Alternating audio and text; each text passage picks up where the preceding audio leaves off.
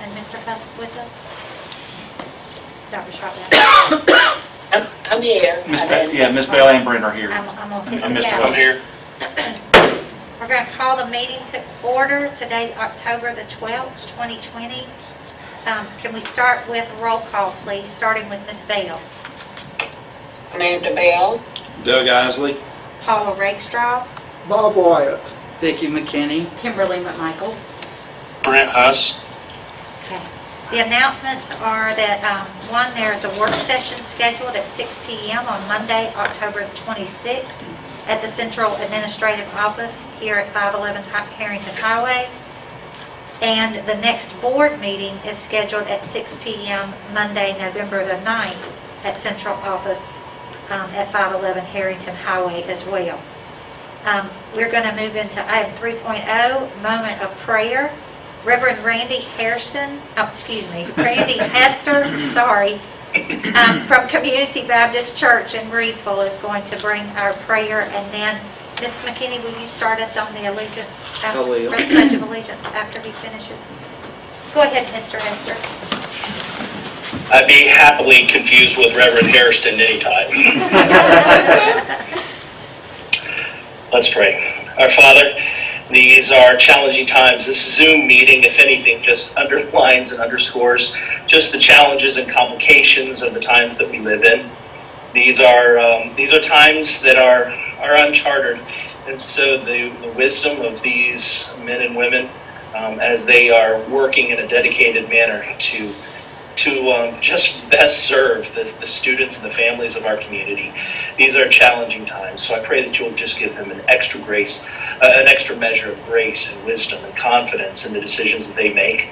Pray for Dr. Shotwell and for his administration, as his team, that you would just give them just a clarity of mind and purpose, and to be able to know exactly the right thing to do. I pray for wisdom for this board as they are working in partnership with Dr. Shotwell and the admin staff of the county. Just help them to be able to see the issues clearly, to be able to discuss them through thoroughly, and that they will be able to come to wise and appropriate decisions. Father, we know that the decisions that are made will not be agreed upon by all. That's just the nature of the way things are. But I know that they are trying to make the best and right decisions. So I pray that you will guide them to those right decisions, and then let them find confidence and, just a sense of security in knowing that they have done their best and done exactly what they needed to do in serving our community. Be with this meeting tonight, that it will go well, and that it will be just a profitable time for all. We ask in the name of Jesus. Amen. Amen. I pledge allegiance to the flag of the United States of America, and to the republic for which stands one nation, under God, indivisible, with liberty and justice for all. Thank you. Do I have a motion to approve the agenda? Madam Chair, I'll make a motion, or move that we approve the agenda. Do I have a second? I'll second. Okay, all those in favor say aye. Aye. Any opposed? Okay, we're going to move into public comments, and I think we're going to have Ms. McMichael to read the public comment statement. Ready? Yeah. In accordance with School Board Policy 2310, we will now turn to the public comment section of our meeting. On behalf of the Board of Education, I would like to express our gratitude for your contributions to our discussion of issues facing our board and our schools. Public comments do not necessarily reflect the views of the board. The board members will not respond directly to individuals who address the board during this portion of the meeting, except to request clarification of points made by the presenter.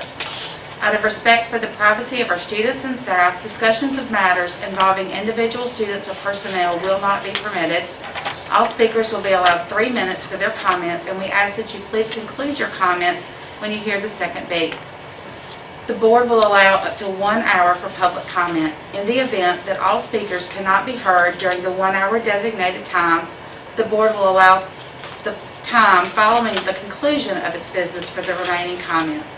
Thank you to each of you who signed up for public comment today. Okay.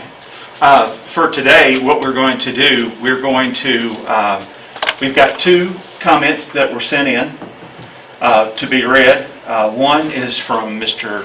Ron Price, and the other one is from Mr. Jim Fink, and the chair will read those. Once that's concluded, we have 3 other folks that I will call on Zoom. You'll have 3 minutes, and since we don't have the beeper, I'm going to be the closest thing to a beeper that you'll have. I'm going to run my stopwatch here, and when it gets to 1 minute, I'll just give you a 1 minute warning. Okay? Thank you. All right. So this comment is on behalf of Mr. Ron Price. Mr. Price lives at 218 Cedar Run, Reedsville, North Carolina. I think the Healthy Youth Act, House Bill 88, passed in North Carolina in 2009. In 2012, I attended a public high school sex education class instructed by an instructor from the Adolescent Pregnancy Prevention Campaign of North Carolina, APPCNC. This training was a result of the Healthy Youth Act.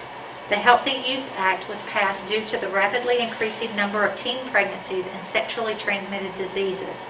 After taking the instruction, I was checking the AAPCNC website, which had links to sites promoting abortions.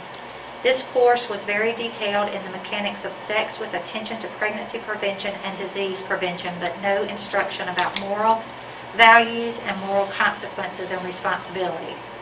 Currently, these courses are conducted by a new organization, which is Shift NC, that replaced the APPCNC. It is hard to believe that public sex education could be more extreme than the APPCNC instructor course, but it is. The website for shiftnc.org homepage has a link to the playbook. Check this webpage for starters, and you will see as you listen to Alana's birth control story. Alana started birth control at the age of 14. Alana's view was that she could have the pleasure of sex baby-free. She did not have to tell her parents that she was using birth control to have sex. If we want our students to be taught promiscuity that lacks morality and virtues, this is the way. I was told that June Atkinson, former state superintendent, funded the organization's teaching sex education with $400,000. In research, this letter, a myriad of organizations came up all with an agenda that is self-serving and devoid of the best interest of the students. 1 minute. Public education has a need to protect the health, virtue, and safety of minors, young people, and students from reckless wanton desires and aberrant behavior, and the predator acts of people and organizations. The attitude of some is that young students are going to experiment with sex anyhow, so we need to give them resources that will protect them from getting diseases and have unwanted pregnancies. Should public education of society not educate them about the physical and psychological consequences of wanton sex and hedonistic behavior? If public education cannot or will not address this issue, then parents should have options and exercise those options to obtain the best and most wholesome education available for their children. The total funding from the public provided for each student should go with the students to the alternative education source. As a consideration, I propose a program like the one on YouTube. Pam Stencil, the speaker, presents discussion on sex still has a price tag. Ms. Stencil has several videos addressing sex education in schools that may be of interest.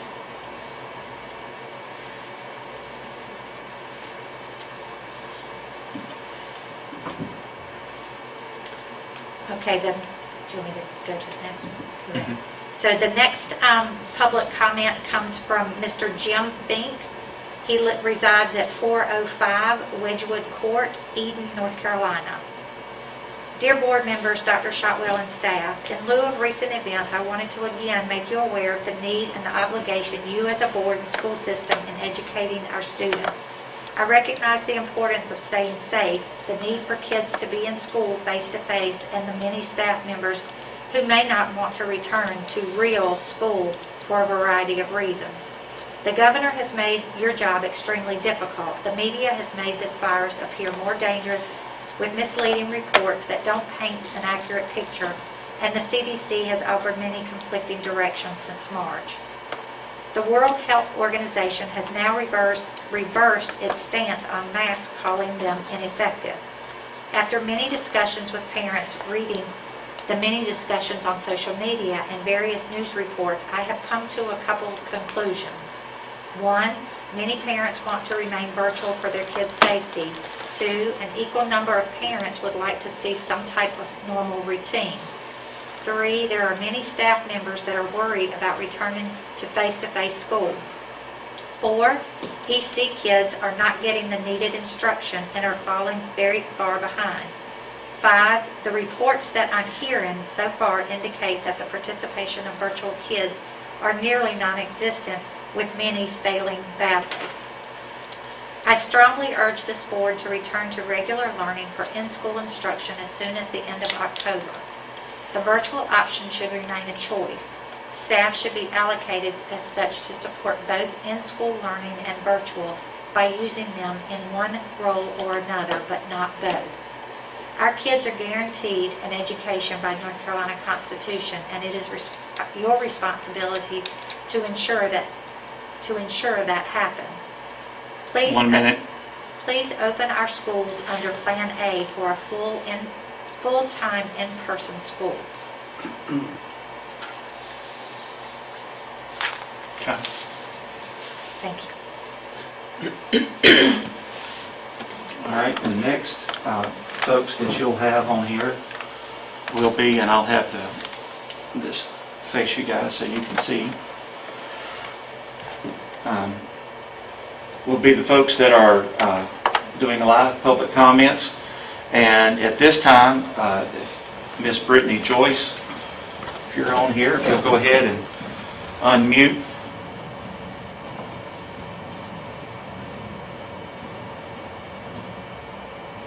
Okay. We'll see if she's on there after we do the other two. At this time, I'd like to recognize Miss Kelly Toney. And if you would, state your name, address, and then we'll start the timer. Okay, can you hear me okay? Yes, ma'am. Great, okay. I'm Kelly Toney. I live at 193 Winsome Laurel. I am a 5th grade teacher at Bethany Elementary School. I would like to proudly brag that I have been a teacher here in Rockingham County for 18 years of my 25 years of teaching. Thank you all for allowing me to speak this evening. The reason I chose to speak tonight is because I'd like to bring to your attention the fact that teachers have not been formally addressed by the board members in reference to the big choices you've had to make as of late. The choices I'm referring to are whether or not students return to the classroom on September the 21st, and right now deciding whether or not we go to Plan A, which I understand can be a consideration tonight. I'm not sure it will be after a very tumultuous weekend. We don't have a complete picture of what's best for the county if not everybody has been heard from. Last week, I sent an email to 7 of you board members, and only 2 of you responded, and I thank you, Ms. McKinney and Mrs. Rakestraw. This makes my point even more necessary because if this is the way that we communicate with you, because we have not been sent a survey, there is no forum of teachers that meets with you, and I don't think it is reliable, and I don't think it is even read by all of you. Since I sent that email, many things in my world and other teachers' world has changed drastically. We are closed, and that breaks my heart. I was initially not in favor of opening up on the 21st, but I was never asked whether I would want to go back or not. I just did, and I did what I was supposed to do. I'm sorry? 1 minute. Oh, sorry. I will wholeheartedly admit I was very happy to have my students back in the classroom. Thinking that it would last was just naive. We did all the things that we were told to do safety-wise, and here we are closed. Along with you all, the public, they don't know what goes into a classroom, making it function, and running a classroom and virtual class is extremely difficult. I cannot maintain this pace, and many other teachers feel the same way. So I'm going to close with a question to you that I understand has to be answered in some form or fashion according to your bylaws. My question is, are you willing as a board to formally hear from your teachers before you make any more decisions that impact teachers without their input? Thank you very much. Thank you, Ms. Tony.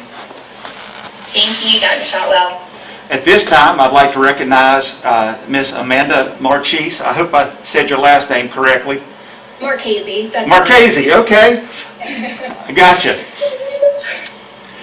This is Amanda Marchese. I live at 221 Cross Country Chase in Stokesdale.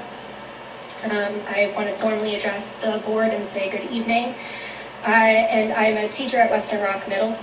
If my name seems familiar, it's because over the last month I've sent multiple emails to which only one of our members responded. Thank you, Ms. Rakestraw. Though only to convey a general thank you for your concern, but I also have been heard on Facebook by my maiden name, Mercado. As teachers, we are held to responding to parents and students within 24 hours, and I think it's absolutely disrespectful that our board is not held to the very same, but I digress.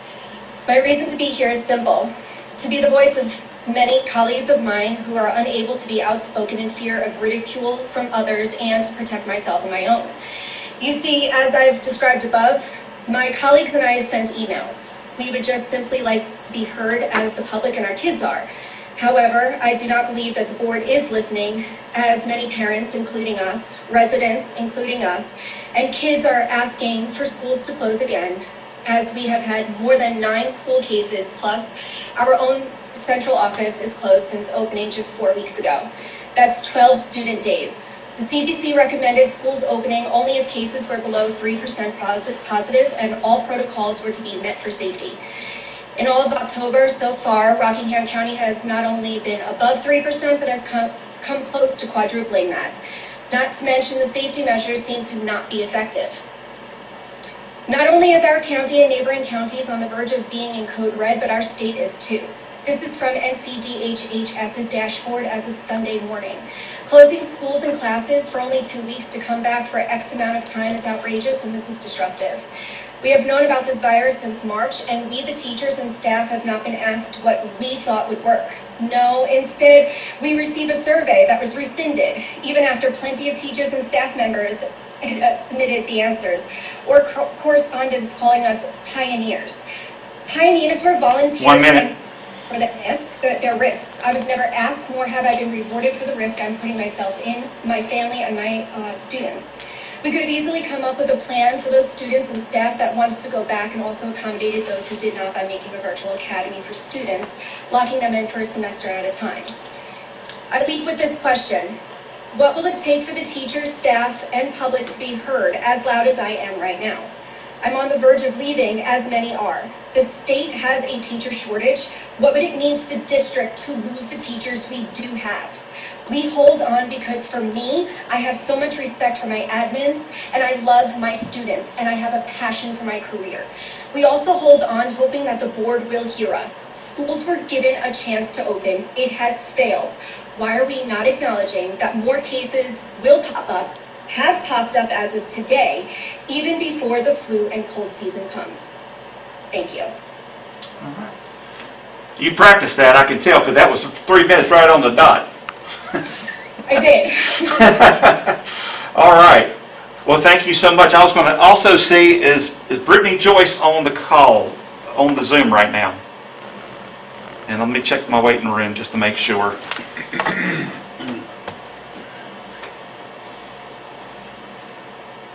I do not see anybody in the waiting room, Madam Chair.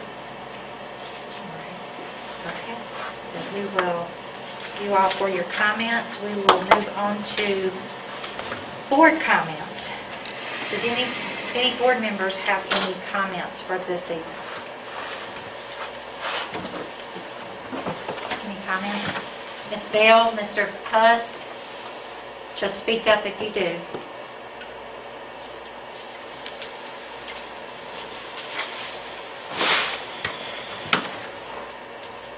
Well, I would just like to say I thank you for all the calls and the emails and the messages over the past couple of weeks. You know, I do want to say that I know we may not have spoken directly with every teacher or with every school employee or with every parent, but this board has taken the impact of this virus on our students and our staff and the community very seriously. Our decisions have never been whimsical, and they've never been with the intention of leaving people out. This board understands that everyone has a different level of fear for this virus. And although you all are able to express your personal opinions, which is the great thing about, one of the great things about our country, this board doesn't actually get to do that. We have to hear the opinions of others. We have to take those into consideration, and then we also have to look at the data and the implications of school closures and the ever-changing school guidelines or the safety guidelines that we receive through the Department of Health and Human Services. So I just want to say that this has not been easy for anybody, and we appreciate, I hope it's okay, I'm saying this on behalf of the board, but we appreciate the work that everyone has been doing around our students. And we've got to stay focused on what is best for our students, because education for them is our top priority. Of course, safety and doing that in a safe way has got to be a top priority for us as well. So again, I apologize if anybody, I apologize on behalf of myself. Let me just say that. I don't want to speak on behalf of everybody, but if we have given the appearance that we are not interested in what teachers have to say, I do have to say that the survey that was mentioned earlier that was taken out, I've struggled and I've gone back and forth with whether to even make this comment in public or not. But the fact is, there was one question on there that we felt alluded to the fact that we were wavering on a decision, and the board felt strongly that we did not need to give that impression to anyone.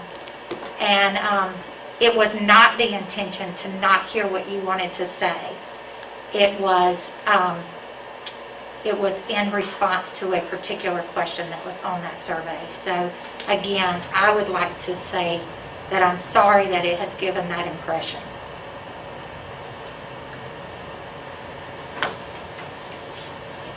Anybody else have anything? Well, we'll move on to consent agenda, item 6.0. As we move into the consent agenda, all the items that are on there, I'd like for us to pay particular attention to item 6.4 if we could. The school system was required by the Department of Public Instruction to build 5 remote learning days into the calendar. The school system tried to coincide those remote days with teacher work days, and as a result of utilizing all Wednesdays as remote learning days during the implementation of Plan C and B, we've more than met those required remote days. So the marked teacher work days will still be teacher work days. They will not be remote days for students. Item 6.4 is only to approve the removal of the labeled remote days, which are highlighted in yellow on all 3 school calendars.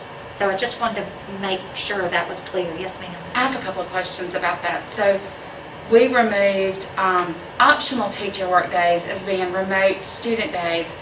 But in the past week, I've had plenty of calls about their teacher work days are now going to be, they're going to be testing on those days. Are we going to talk about that later, or do we need to talk about that right now?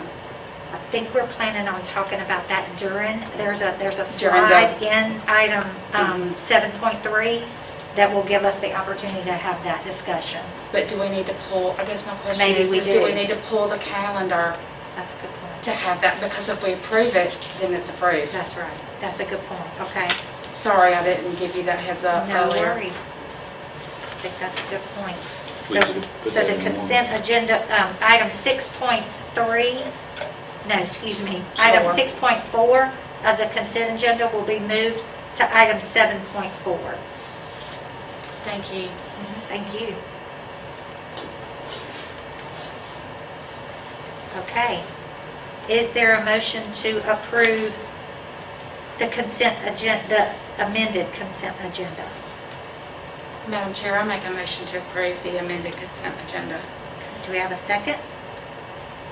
I'll second. All those in favor, say aye. No.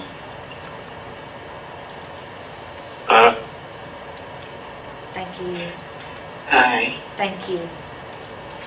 Okay, then now we'll move on to action item 7.1, the approval of the 2020-2021 Rockingham County Schools budget. Miss Annie Ellis, are you with us? She is with us. Yes, ma'am. Yes, ma'am. Good evening, Madam Chair, board members, Dr. Shotwell. Tonight we bring before you for approval the 2020-2021 annual budget resolution. Can you guys hear me okay? Yes. Yes, ma'am. Okay. I made some speaking notes, so I'm just going to read my notes as I talk into my computer, so I'm sorry if it sounds just like I'm reading, but we'll make it through this. Back in March, we spent a work session walking through the proposed budget.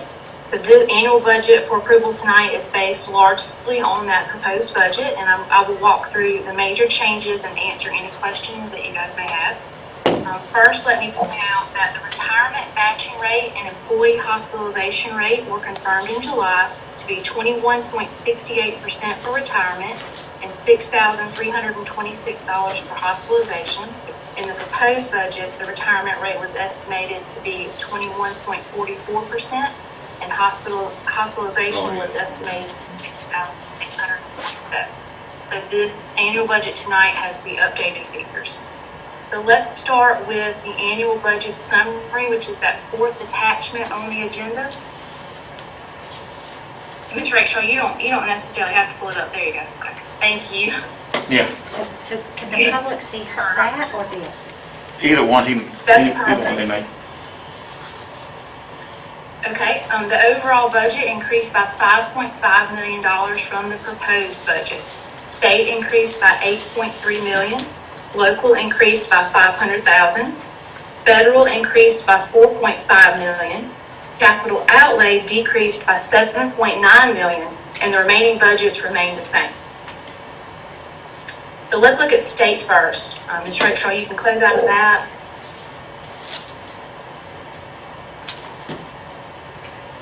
Fund 1, next one. Good. And then one after that. Yep. Okay, I'm just going to touch on the PRCs with the most significant changes from the proposed budget, but you guys please stop me if you have any questions about any PRCs that I do not discuss. The state budget is based on allotment revision 19, which we received from DPI on September 30th, 2020. Our ADM will remain harmless at $11,581. We are currently allotted 544.5 teaching positions in PRC 001. We will need to subtract 16 of those positions to move to state PRC 020 for our VIF teachers. Then in December, we expect the charter school reversion to hit our PRC 001, well, all of the PRCs that are related to ADM, which will reduce our teaching positions further. Last year, the charter school revision reduced PRC 001 by approximately 1.25 teachers. So this year we expect at least that amount, if not more, to reduce 001 in December. And as you know, PRC 001 is a position allotment, so the budgeted amounts in this annual budget are based on the actual salaries of our current teachers in 001.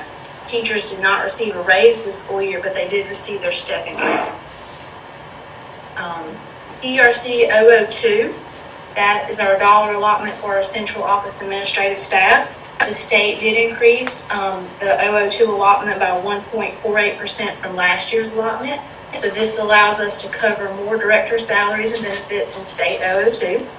The remaining amounts are budgeted in local 002 and state 024.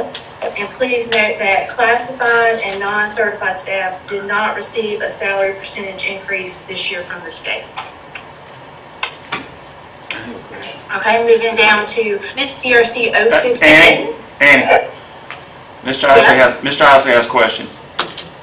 Miss Ellis. Miss Ellis, Yes, sir. Yes, sir. I'm looking at the staff salary charts, and I'm seeing there's still some supplements in here. I thought that we had said we were taking those out. I did not receive direction from Dr. Shotwell or HR or Mr. Herman to remove those.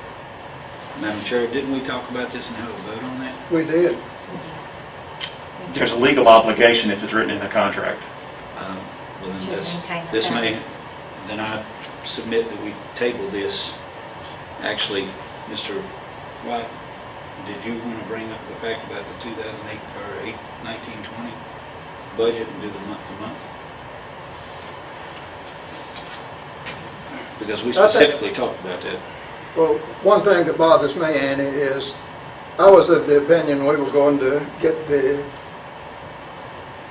budget to study a week ago. I got mine Friday. Doug got his today. That's a little late. I would suggest... Did you get the electronic version on Tuesday? Well, that's still too late, in my opinion, when we're talking about this kind of money. I do not intend to pass a budget, I will tell you that.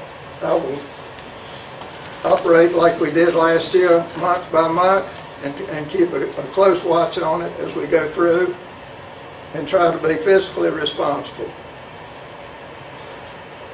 Yeah, Madam Chair.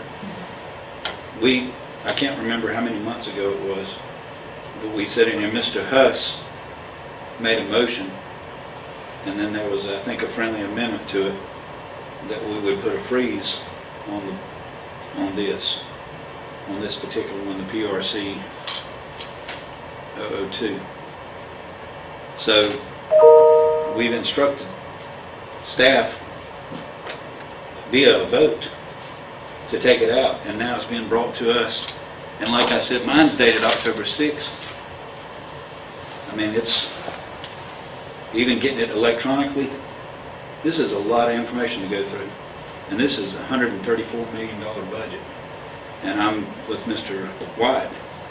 I think we need to go to a month-to-month, and we need to address this in closed session about this pay. Thank you, Madam Chair.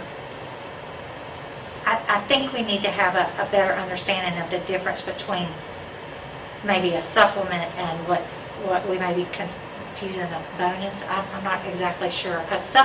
The supplement has been, the way I understand it, and Annie, maybe you should be the one explaining it, but the way I understand it is the supplement is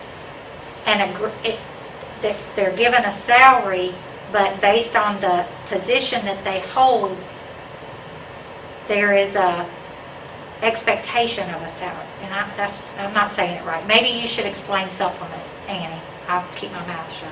Okay. Well, maybe Mr. Herman, would you like to weigh in on this? Well, Madam Chair? I don't know what you want me to weigh in on. And No, let him go. All right.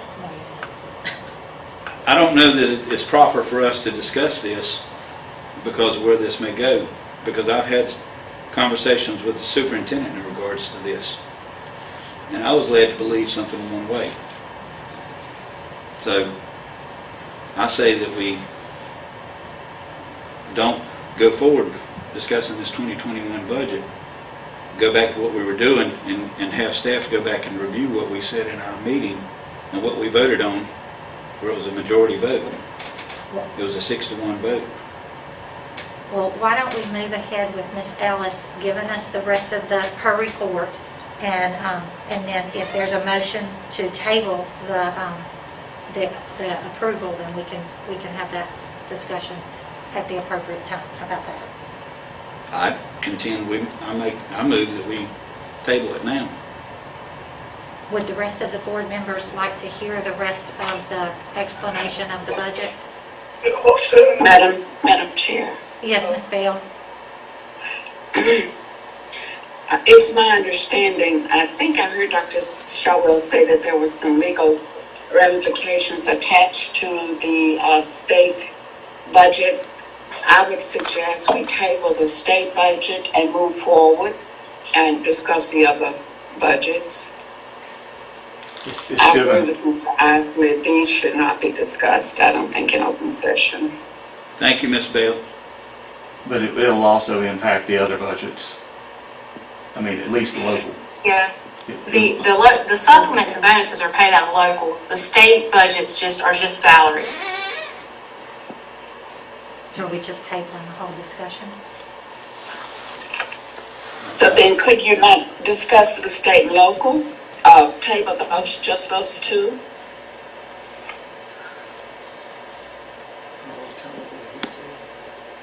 Annie, tell her. I'm sorry, She well, said- really I'm sorry, Ms. Rakestraw. I'm sorry.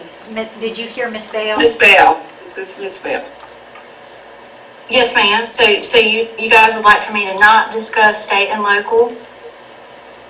No, I'm asking, since board members have questions regarding the state and local budget, some parts of it, could we not table those two and continue with the discussion of the other Oh, yes, ma'am. line items? Yes, ma'am. I can just continue on if that's okay with you guys. I don't have much more. Okay, is the board comfortable with tabling the state and the local and moving on to the other remaining budgets? Yep, okay. All right, which one do you want to go to, Annie? Okay, well, I guess we'll go to federal, Fund 3.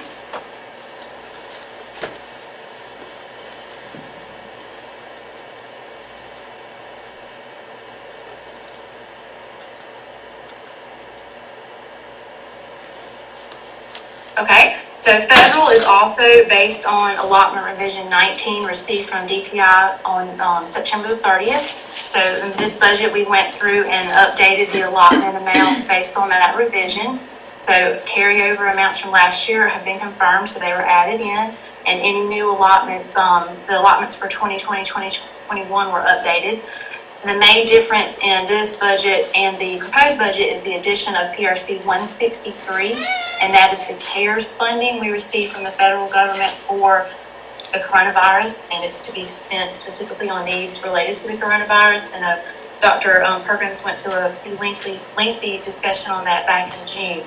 So that's the main changes in federal. So capital outlay, the next one, Fund 4.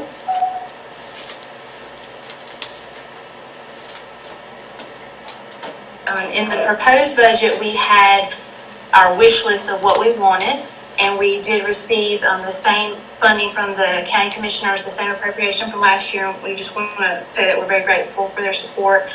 They, back in the local budget, they also gave us the same funding amount that they've done in previous years, and we do appreciate that, especially during these uncertain times. So that has helped tremendously. So this budget for capital outlay is based off of the county appropriation of $800,000. So as we go throughout the year and we have special projects, we can amend this with budget amendments if we receive any additional funds.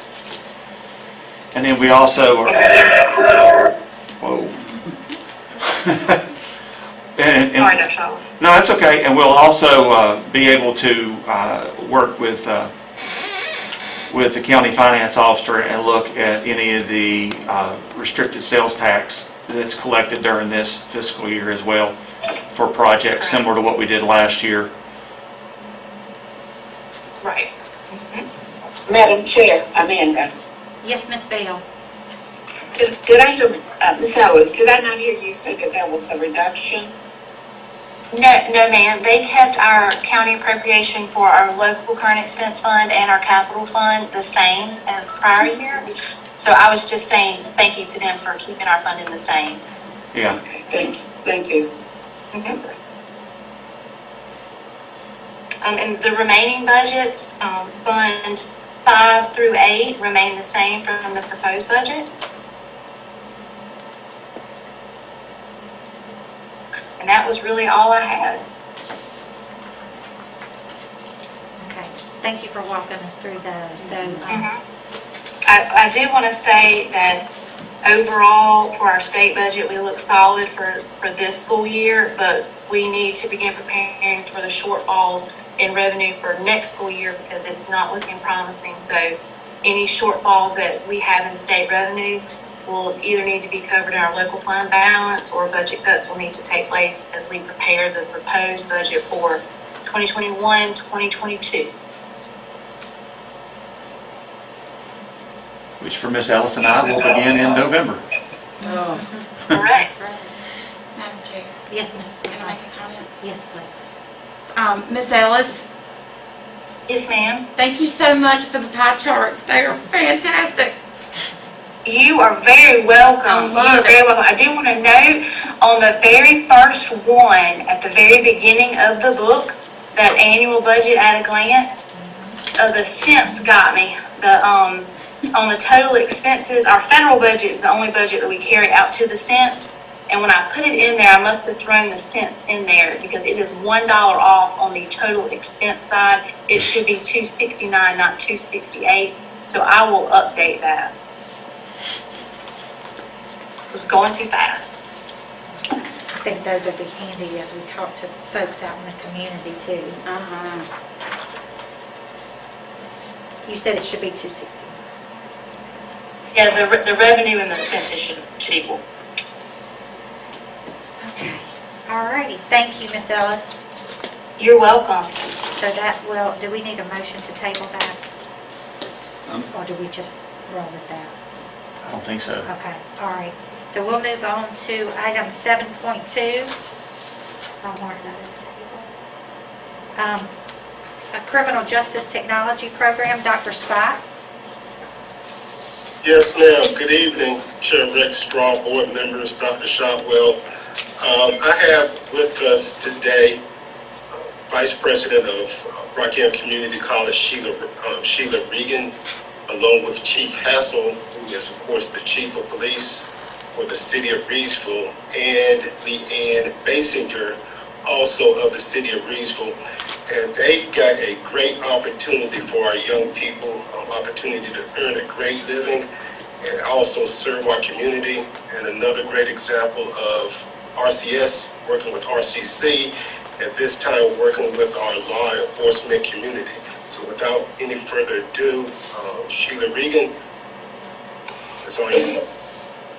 Good evening, Board of Education and Chair Rakestraw. I hope you're doing well tonight. If you would bring up the memo that I sent to the board that should have been part of the packet. Thank you very much. So I am here to officially request that we offer a 12-credit certificate on the campus of Rockingham County High School in fall 2021. The other attachment represents a roadmap, a career pathway from the 9th grade to what we call year 14, outlining, those are the courses, the next file, I'm sorry. Oh, okay. Yeah. Hold on. Yeah. I'm not clicking fast enough. Yeah. The certificate consists of 4 courses, and what you have in your packet are the course descriptions. But I think the very telling graphic is we want to outline a career pathway for students beginning in the 9th grade, and they would complete their BLET certification when they turn 20 years old. So I really want the City of Reedsville to talk specifically about why they came to the college with this request and the role that they're going to play in making this happen. We're the educational partner. We're going to be at the high school providing the instruction, organizing the instruction, and looking for opportunities to bring the City of Reidsville team into the courses so that students can engage with the professionals. We think that creating this pipeline of students beginning in the 9th grade, letting them engage with law enforcement professionals will increase their awareness of the profession, and hopefully they're more apt to pursue this career moving forward. I'm deeply appreciative of the partnerships. Recall City of Reidsville initiated conversation to have a manual machining program at Reidsville High School. We opened that program a couple of months ago. We'd love to put a CTE pathway on every high school campus. That's President Kinlaw's desire. So if we could get this at Rockingham County High School, then we're moving to Moorhead High School, and we're going to go to McMichael High School to have a CTE pathway. So this is one of several meetings that we will talk about RCC pathways on our high school campuses. And so I will turn it over to Chief Hassel and Ms. Basinger to talk from the City of Reidsville perspective about why this is necessary. But any questions for me? Thank you very much, Ms. Reed.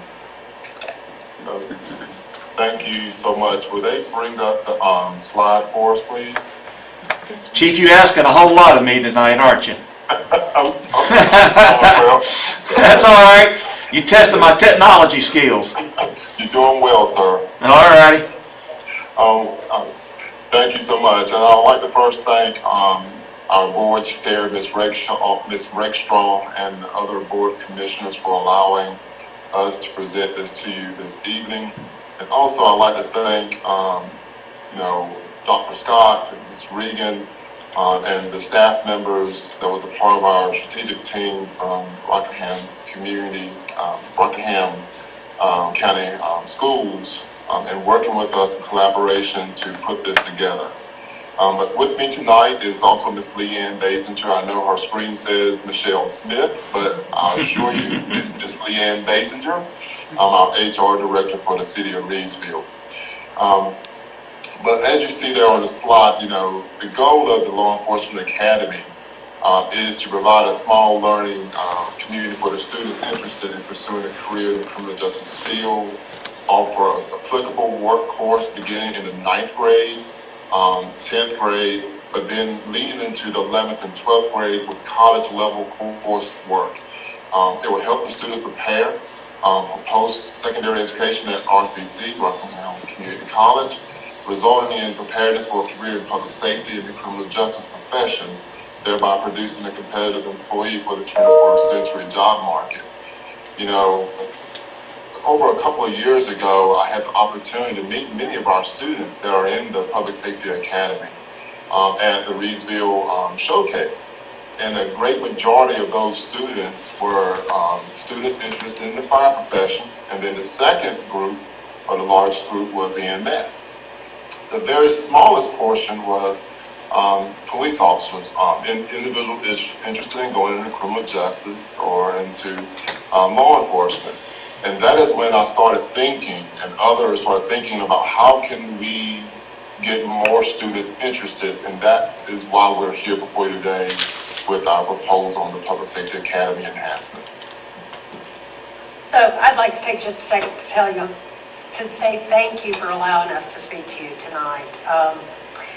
It is essential, especially in this unique setting that we find ourselves because of COVID-19, to maintain the healthy and vital partnerships that we have across all levels of local government, from city, county, regional, and with our elected officials, and most importantly with our citizens. I don't have to tell any of you that it is becoming more and more and more difficult for me as an HR professional to encourage people to seek a career in law enforcement. Fewer young men and women are looking to start a career in law enforcement than ever before. I've been with the city about 2.5 years now, and for the first time since I've been here, We do not have a single qualified applicant for an entry-level sworn law enforcement position in the hiring process at all. It's frightening as more and more of our officers reach the eligibility for retirement, that we just don't have people that are interested. There are currently about 300 sworn law enforcement positions in Rockingham County. I have talked to my cohorts at the county level and in the other municipalities. They're facing some of the same challenges that I have. It's really important that local governments begin to think creatively about how we're going to recruit and retain qualified applicants and officers into the future.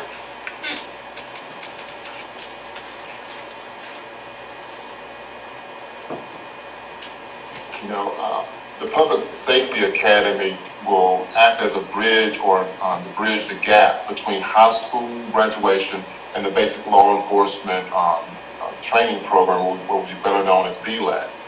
BLAT students, of course, as you see on the slide, must be the age of 20 for municipal police and 21 for the sheriff's office. So that is that moment where we lose many kids who are interested in going in law enforcement or criminal justice because they are not of that age. So students who are interested in going in criminal justice or law enforcement in high school, they have already shown the interest. So over that course of 4 years, they're building upon that interest until they know that is the profession I want to go in when I graduate. So now when they graduate from high school, they're already going to come out with 12, hopefully 12 credit hours already going towards a degree, which is a vested interest in them transitioning over to RCC to finish that degree. So at 18, 19, they're working to finish up their 2-year degree, and then once graduating with their 2-year degree, transitioning to BLAT, and then transitioning into hopefully one of our law enforcement agencies here in Rockingham County. So that's why when we say that bridge, it's a bridge between high school and BLAT. This program will serve as a catalyst to make that happen for us.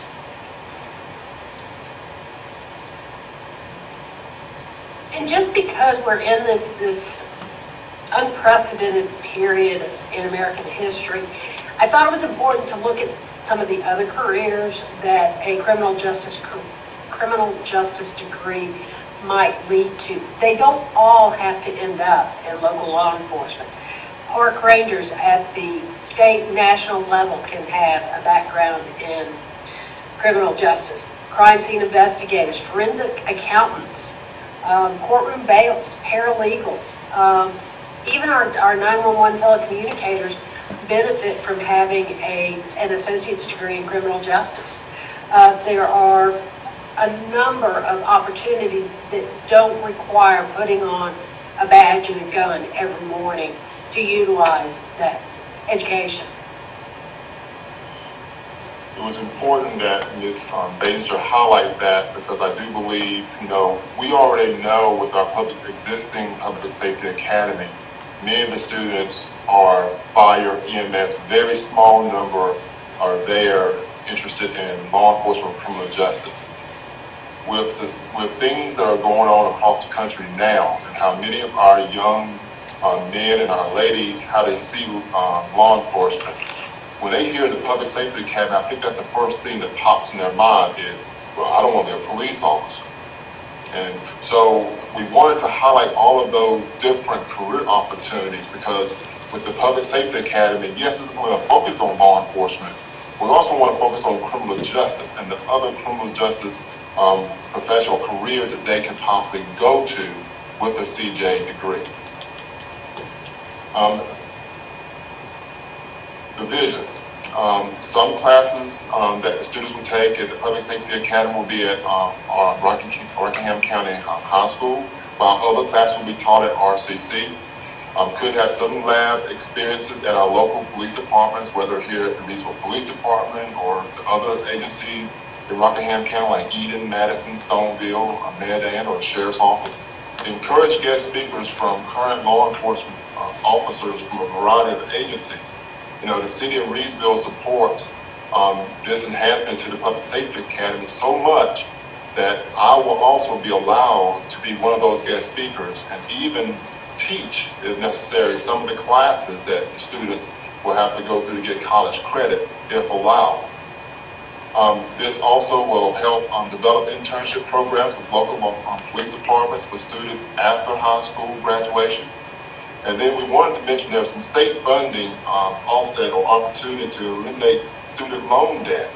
And the very first one there, the NC Fellows Program with the North Carolina Criminal Justice Education Training and Standards Commission, is a program where students, if they're fortunate to get accepted or to get the grant opportunity, that's a way for them to pay for the 2 years and while they're in community college, as long as when they complete their degree, they will commit to at least 5 years at their local police or sheriff's office or any criminal justice profession career that's on the acceptable list, like telecommunications, a sheriff bailiff, detention officer, or sheriff deputy, or within Highway Patrol and a whole bunch of host of other career opportunities for them.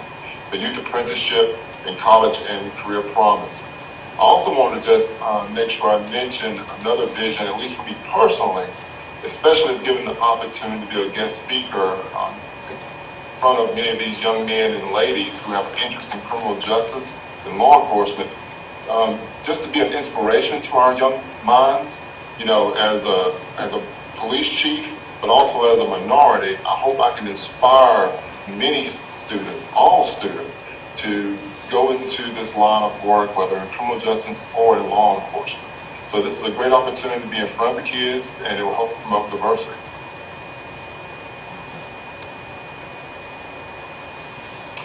Next slide is, we've already hit on that a little bit about the program design. Of course, 9th and 10th grade, there will be some coursework, Public Safety 1 and 2. And then in the 10th grade, Law and Justice 1 and 2. And then once they get in the 11th and 12th grade years, that is when they will start seeing college credit. And you see those courses listed there, and Dr. Scott had mentioned it earlier in the presentation. Next slide.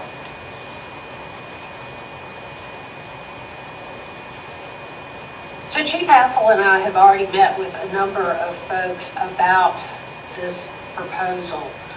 We've had tremendous support and excitement from the school system, from the community college, from the police chiefs that we've met with.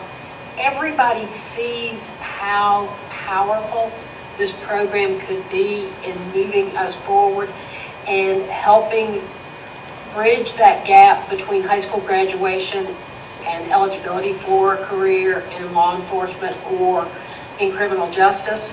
We're here tonight in hopes that the school board will also see how powerful and how impactful and how positive this program could be moving forward. The next step after approval from the board would be to start working with the guidance counselors and career staff to generate interest. Chief Hassel mentioned at the Chamber Showcase in Reidsville a couple of years ago, there were only a couple of students that were in the law enforcement branch of the Public Safety Academy. It's really important to get these kids excited and interested and give them the ability to see how many variables there are in this education, what they could do beyond a degree at RCC. Get them excited, get them participating. Maybe in the future we look at doing similar kinds of programs to bridge the fire kids from the Public Safety Academy into a fire science associate's degree at RCC, and then maybe even expand beyond the Public Safety Academy programs. We've talked several times about there is a growing need in water and wastewater treatment. Again, these skilled operators are nearing the age of retirement, and they're not new employees with an interest in this, ready to backfill as these folks retire. So that's something else that we could look at, another partnership down the road that would be beneficial not only here in Rockingham County, but could have far-reaching Piedmont Triad, even across the state implications. You know, we would like to make ourselves available for any questions, but I would like to at least echo what Ms. Leanne said.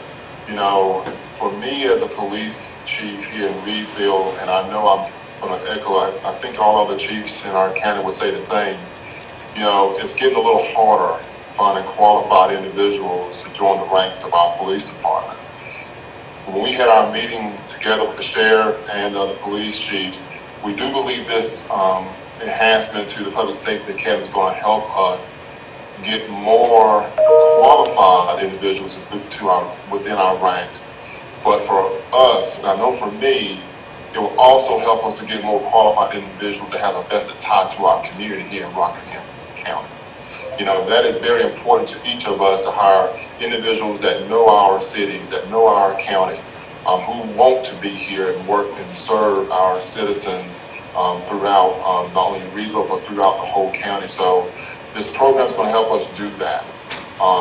I know it may be a few years down the road, but we have to start somewhere, and I do think starting with our students in the high school with this academy, transition to college or RCC, and to BLAD is going to be that path to get those individuals within the ranks, and whether in law enforcement or another career criminal justice field. Any questions from Ms. Leanne Basinger or myself? Any questions for me? Chief and Leanne, let me ask a question.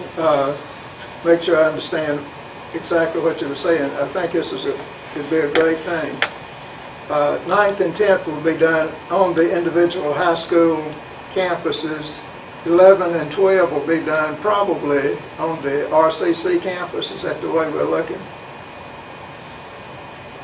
It can be both, but Dr. Scott will probably be best prepared to answer that question. Yeah, that's a great question, Mr. Wyatt. With the proximity being so close, RCC being right across the street, there will be the opportunity, of course, for them just to go across the street to take the classes. But the bigger idea, and this is countywide, and something that Dr. Kinlaw and Mrs. Regan and their crew have been very open to, is to actually bringing RCC instructors to our campus. We have them at Moorhead High School right now teaching anatomy and physiology to our health science academy students. Of course, we have Mrs. Portia Russell at Reedsville High School teaching machining on our campus. And we're hoping, it's in the plans at least, to have an IT person at our STEM Academy from RCC. And so this would just be another person in the line of what we're already trying to do, to bring RCC to our campus by having criminal justice personnel teach actually on the campus of Rockingham County High School. So that is what is optimal, Mr. Ryan. Okay. So what we're talking about basically is 9th and 10th especially would be at Rockingham High School. Yeah, optimal, yeah, 9th and 10th are our classes. 9th and 10th would be high school classes. Those are classes that are completely within our control. And 11th and 12th are RCC classes, but the hope is that RCC will actually send an instructor, or it may be, as Chief Housel said, it may be Chief Housel that may be teaching one of these classes, actually send somebody to our campus to teach a cohort of students.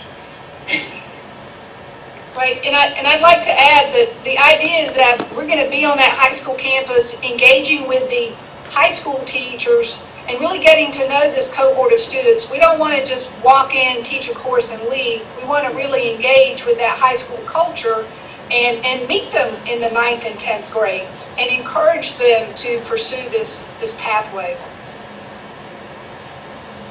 And this will fit into our public safety academy. That's awesome. That's great. Yeah. I just like Chair. Ms. McMichael was speaking, Ms. Bell, I'm sorry, and then I'll get you, okay? Go ahead. Okay. I would just like to thank RCC and Chief Hassel for coming tonight and for presenting this. This is great. Ms. Bell? Yes, I would like to commend whomever came up with the idea of introducing this wonderful opportunity to our students. Not only will it benefit the students and their future, but it will also be a tremendous benefit to the community in so many ways. I have a question for you, Dr. Shotwell. How will you bridge this with standard course of study? Will these courses sort of fit naturally as electives, or how will you bridge it? It's and I'll open it up to Dr. Scott, but it's a cohort. It's a CTE concentrated cohort that they would be in. I got you. Yeah, that's correct, Miss Bill. They would still have a chance to get all the required courses, high school courses. But when you do the math, they have all of our high school kids have if my math is correct, 32 opportunities to take courses. I think there are only 21 that are required, Dr. Shotwell. Yes. So that these are opportunities, that these are a lot of classes that they can pick from for this for any pathway. So yeah, it flows perfectly with what they're already required to do for graduation. One other question, maybe for you, Dr. Scott. Is there any criteria for entrance into this program? Do they have to maintain a certain grade on average, or? Our Public Safety Academy has to maintain a 2.8 grade point average. That's another good thing about our Public Safety Academy, all of our academies, is that we keep an eye on these kids' grades, because, and Sheila might want to chime in, Sheila knows why that 2.8 is so critical, Sheila. Right, the 2.8 is our minimum criteria for entry-level enrollment as well. So we were pleased to see that the academy had the same required GPA. That's good. Thank you. Any other questions? Do we have a motion to approve the 4 courses? Madam Chair, I make a motion to approve the Criminal Justice Technology Program as presented. I would like to second that motion. Amanda. Thank you, Ms. Bell. Any other questions? Okay, all those in favor, please say aye. Aye. Any opposed? Okay, all right. Thank you all very much. Thank you. I would like to also thank you on behalf of not only the Reedsville Police Department, but all of the law enforcement agencies here in Rockingham County, because this is definitely going to be a great start in helping our students on a pathway from high school to RCC, and helping them be more, not only employable, but also more, highly wanted by all of us here in Rockingham County. So thank you all for this awesome vote of support. Great. Thank you all for the partnership. This is awesome. Okay, we'll move on to 7.3, re-entry update and action plan. Yes, ma'am. Thank you very much. I've got Dr. Perkins and Dr. Ellis with me on this presentation, along with a slew of support personnel, because it really does take all of us pulling this together. I know over the course of the last 2 weeks, we've had some interesting challenges that have been presented to us, and it's not just one person. It's really everybody working together trying to come to some resolution. Our main thing is to be able to try to have our kids get the very best education possible. And so, with that being said, what we have before you tonight, because the reason that we're bringing this up is, one, we wanted to go over the reentry, but two, based on what the governor had approved back in September about being able to move to Plan A, if you wanted to, by October 5th,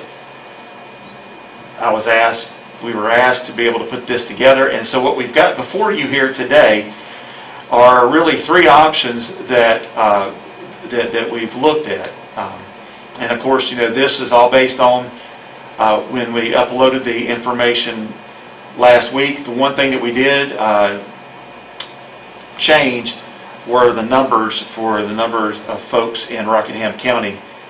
and Dr. Ellis will be going over that in just a little bit. But with this, we wanted just to say, here are really the options that we want to give you all a chance to see the perspective, so that you can have a lively and thoughtful discussion about what we should do next.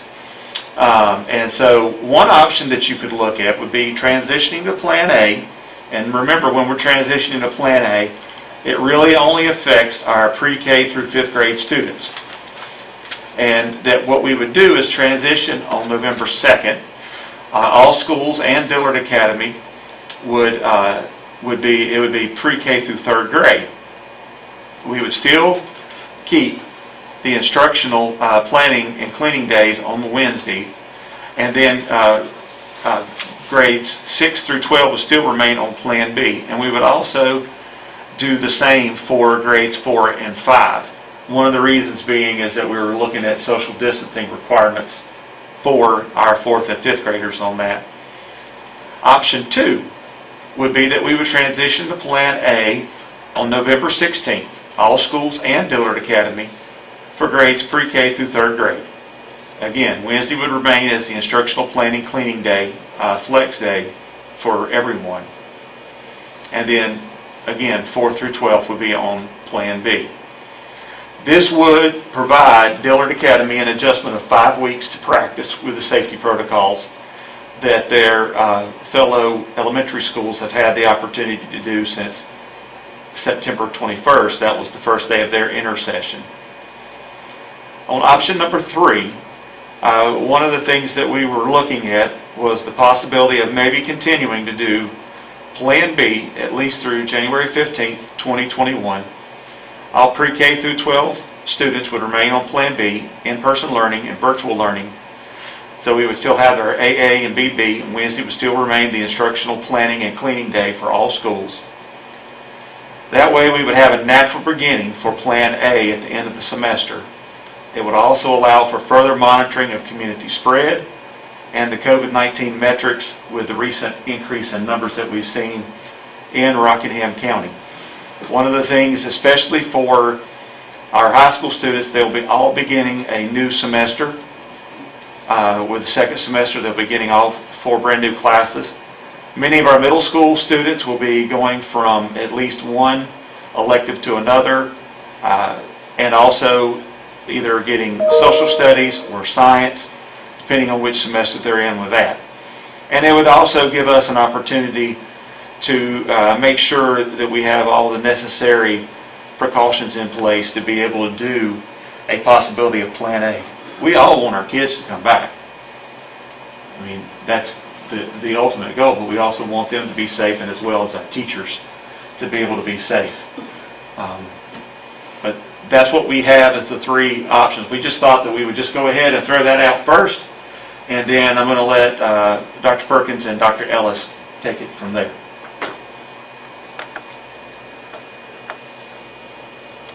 Good evening, Board, Madam Chair, and everyone. Thank you so much for allowing us to present to you tonight. As we talked about Plan A, there are some considerations that we would need to take into mind as we're thinking about Plan A. One, the safety protocols would still be in place. We would wear the face coverings. We have received information from the Department of Public Instruction that we would be required to continue to socially distance. That would be something that we would have a concern with, and I have some information coming up for you that shows the details. Ms. Neely and the curriculum team and Dr. Perkins sort of shared some information around class sizes for 4th and 5th grade. They would not be able to appropriately socially distance on Plan A. So that would be something that we would need to consider. And then also our staffing issues that would occur on Plan A. We do have, because of individuals who are exposed, they are having to quarantine for 14 days. So many of our staffs, this is impacting them greatly, and so being able to transition to Plan A would make that really difficult due to staffing needs. So that's something that would definitely have to be considered and go into Plan A, that many of our schools would run into some significant staffing issues. Also, we would still need to keep Wednesday as an instructional planning and cleaning day because we would still have students on virtual as well as in person, in addition to all of the cleaning and planning requirements that would bring.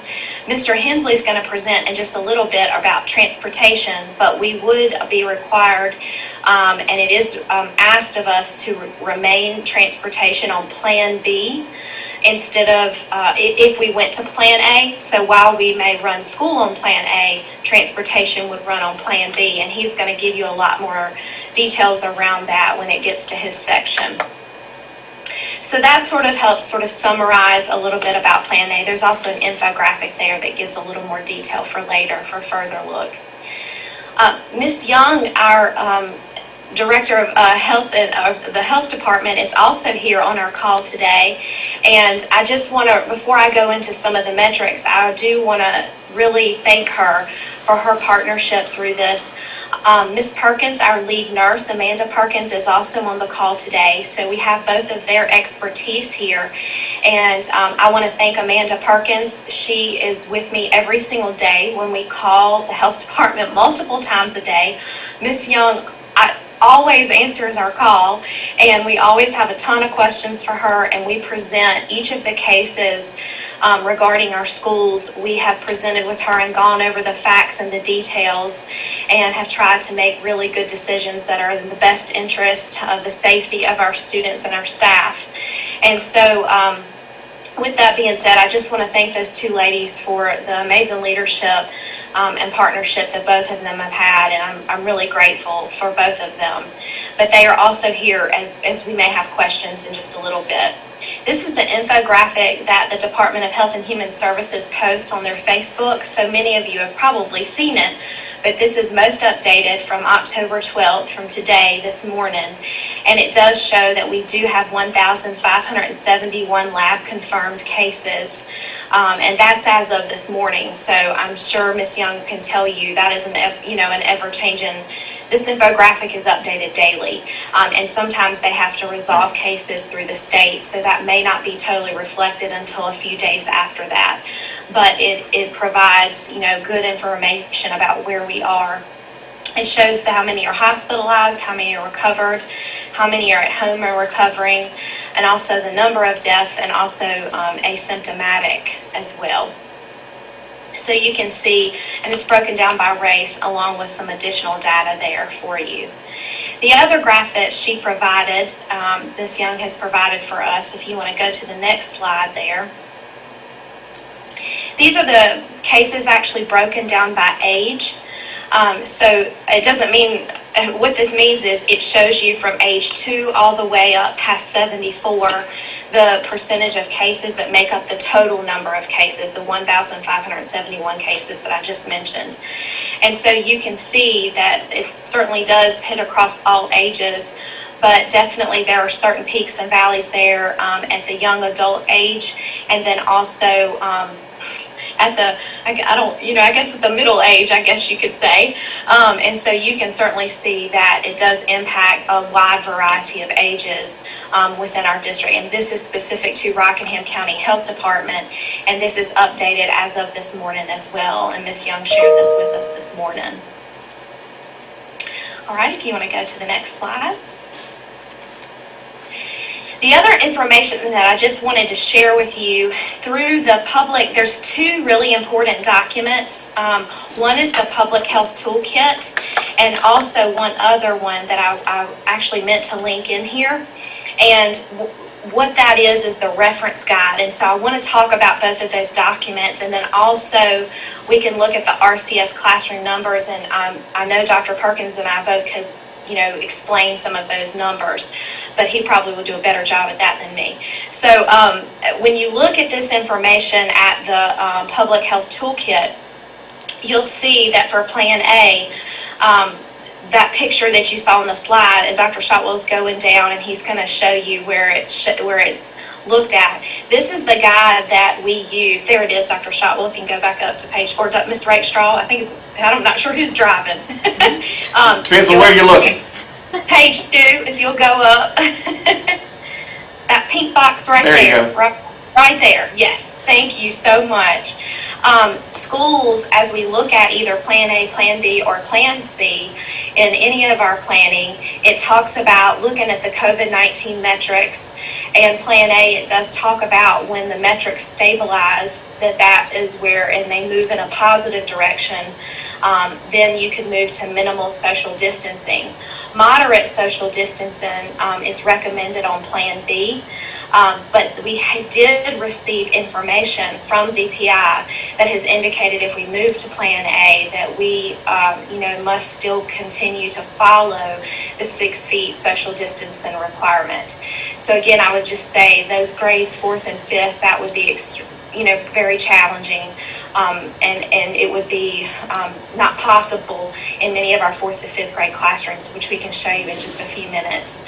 I know at our last meeting we had talked about sharing those classroom numbers with you, so we wanted to make sure that you had those. If you can go back to that slide, Dr. Shotwell, that would be great. The other information, and this is on our website, and I actually meant to post this in there. I'm going to share it actually in the chat bar, and Dr. Shotwell, if you can pull it up. I just think it's really important for folks to understand this process. So if you can pull that up in the chat bar, Dr. Shotwell, that would be great. This is the reference guide for suspected, presumptive, or confirmed cases. The guide that I was just showing you, the Public Health Toolkit, along with this guide, is from the Department of Health and Human Services. And if you can just stop right there at that little table. We have shown this before, but I just want to make sure, because I know that we've had some closures over this period of time, and so I want everyone to understand we're not closing because there's one case specifically in a school. What we have to look at is the number of exposures, and we have to look at the cumulative amount of time that exposure spent in the classroom or in the area in which the exposure might have happened. Oftentimes, individuals do not realize that they have contracted COVID-19 until a couple of days later, and then they go for a test and realize they're positive. So that has happened for students and for staff. And so as soon as they know, they have informed the school district and let us know so that we can take action on that.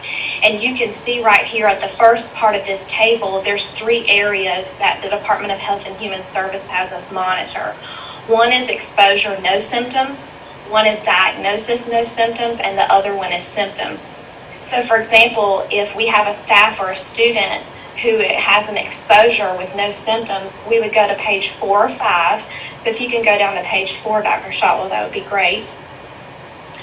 And this also details our screening procedures, which we've gone over a lot. So there's page 4, and you can see right there on that 4th bullet, it talks about that if there are no symptoms and there is a positive COVID-19 test, that individuals have to quarantine for 14 days since their last close contact. So that is what Ms. Young and Ms. Perkins and I are often speaking about. Ms. Perkins and I get that information from the school. We get as much information as we possibly can, and we work with the principal and the school nurse there and any other individuals that they have on their team, and we gather all of that information, and we call the health department, and we sort of run through these scenarios and determine those close contacts. In some of our schools, if it's impacted staff to a great extent, to the point that the school is not able to run because so many of them have to quarantine, that is the reason for that closure.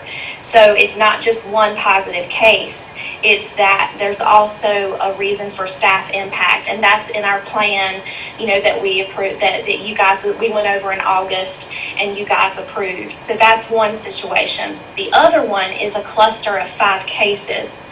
So that 5 cases, if those show plausible linkage, And this goes on and on. You can see it gives you each scenario. We don't have to go through each scenario. But I certainly can if you want me to, but I'm sure you want us to move forward. But I'll be glad to go over any questions there when we get to that point. The second reason in our plan is for 5 clusters, and those show plausible linkage. So at some of our schools, we have had 3 schools that showed clusters, or excuse me, 2 schools that showed clusters, and then we also had one, as you know, at our central office. So that's really where we would look at, and then the state does report those clusters from any school that has 5 or more cases. So that's also part of our plan. The third area is if it's a safety precaution. And so what that means is if we have reasonable belief that enough students or staff were exposed where we believe their safety is compromised, we may need to close in an effort to ensure that that safety doesn't happen. And a good example of that may be that maybe a large group of students were exposed, or that a number of, like a whole grade may have been exposed. And so you have seen that in some of our school closures. So we want to make sure that we're doing our part to keep everyone safe. And so that's sort of what makes up those 3 areas. So the other piece is when you look at social distancing, now we can kind of transition into some of those classroom numbers. Our Head Start, I spoke with Ms. Jumper, who is our director of Head Start, and she has indicated that 9 of her classrooms would not be able to, on Plan A, appropriately social distance because the size of her classes. Our preschool is in a little bit different shape, but our Head Start, some of those classes are just on the smaller end, and so she would have a really hard time with about 9 of her classes. Then also, if you look at this spreadsheet, we didn't identify any particular school, but we did want you to be able to see it broken down by grade and numbers for who was present on A days and B days, and the total number if you combine them. And I'm going to turn it over to Dr. Perkins to sort of talk about that, as well as the social distancing capacity within the school. Thank you, Stephanie. Good evening, board members and Dr. Shotwell. If you see on this graph here, the tabs at the bottom of the slide, tab A, B, C, D, E, F, G, all the way across to L, represent individual schools in our district. And just to protect, the names and the schools, we just took those out. But these do represent the actual teachers and the actual classrooms in all of our 12 schools.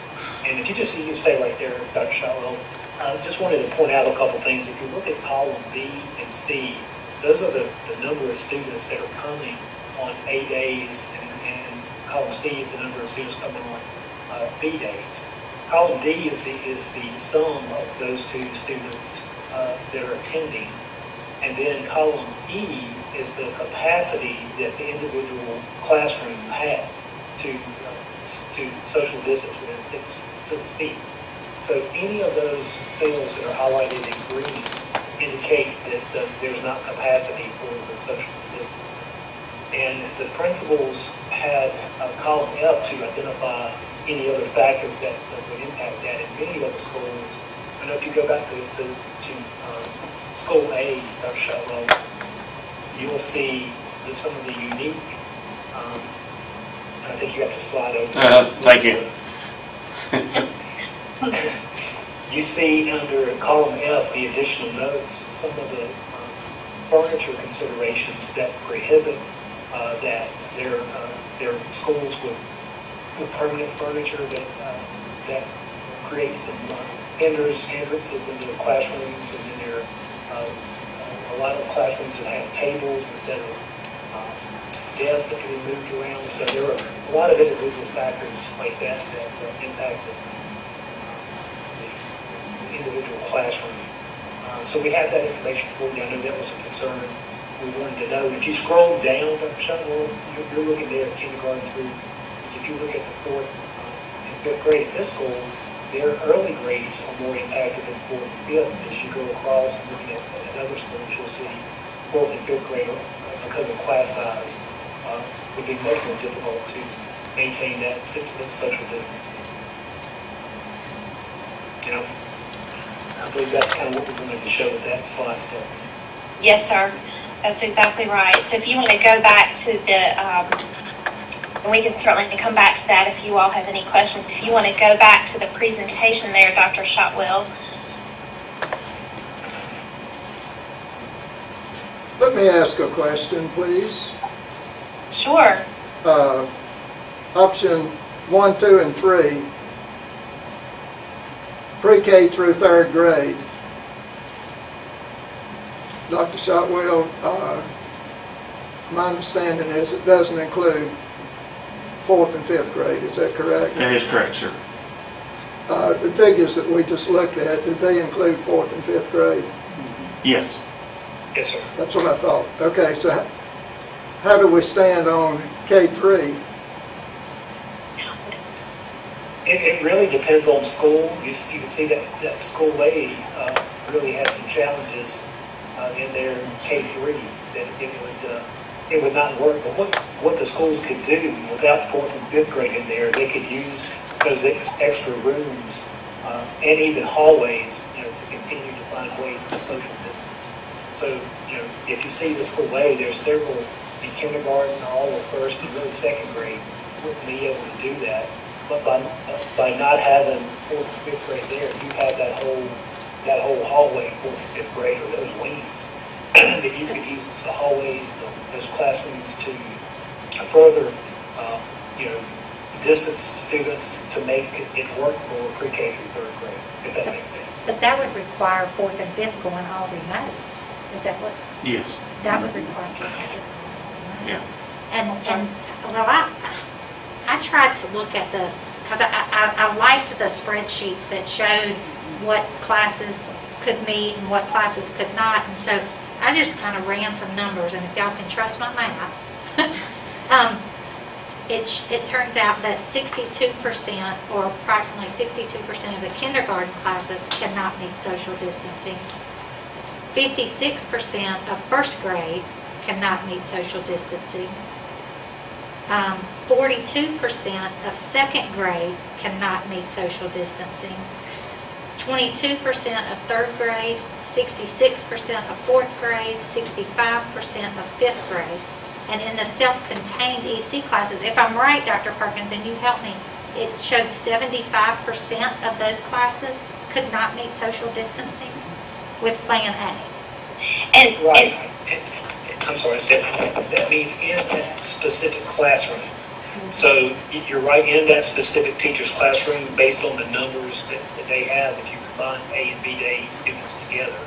But the proposal of not bringing 4th and 5th grade takes into consideration that you could use that additional space within the building to further configure classrooms, use hallways, use the available space to be able to social distance, if that makes sense. Because you could look at a situation like with kindergarten there that maybe you take those 2 kindergarten classes that combine and you can spread those students out, and maybe another grade level like 3rd grade goes into the 4th and 5th grade week. So you could use the available space in the building to create a safe social distancing space. But you're right if you're looking at specific individual classrooms. And then also with our Head Start, some of those classrooms, we have to get special certifications and approval from DCDEE on those rooms, so that would be harder to move those rooms elsewhere. That would require special licensure in order to move those particular classrooms. And then also in some of our students, in some of our classrooms with students with disabilities, you do see some exemptions there because of developmental needs or medical reasons. And so you definitely would want to keep that social distancing. And I'm sure Ms. Young can speak to this, that social distancing and the safety precautions and wearing our face coverings, along with all of our other safety procedures that we have, are the best tools that we have, to keep staff and students safe in this situation. One more question. Why, I'm trying to understand, why did we pull 4th and 5th off of Plan B? If you look down below, because we're just looking at pre-K through third grade here. And school A is not good at Skimble, but maybe if you go to a different school, like maybe. Well, can I say this, Dr. Perkins? We're not pulling fourth and fifth off of Plan B. Plan B this would be if you're considering Plan A. Exactly. Yeah, this is just in consideration of Plan A.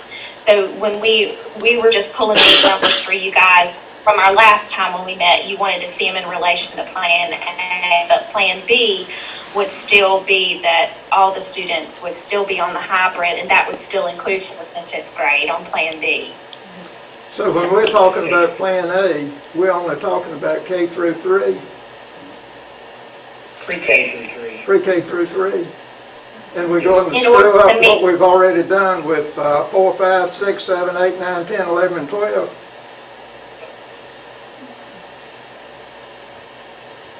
I'm not sure I heard that. What it sounds like, if I might, because the way I'm hearing it, the way you're hearing it, Bob, I think, and what we're hearing is that if we go to Plan A, that's going to impact pre-K through third grade. They will come to school 4 days a week with Wednesdays staying remote. And it sounded like you said that if we put pre-K through third on Plan A, then fourth and fifth would have to go solely remote. Is that what you're saying? That's what I'm hearing. That's what I'm hearing too. Looks to me like we're going to screw up more grades than we're fixing.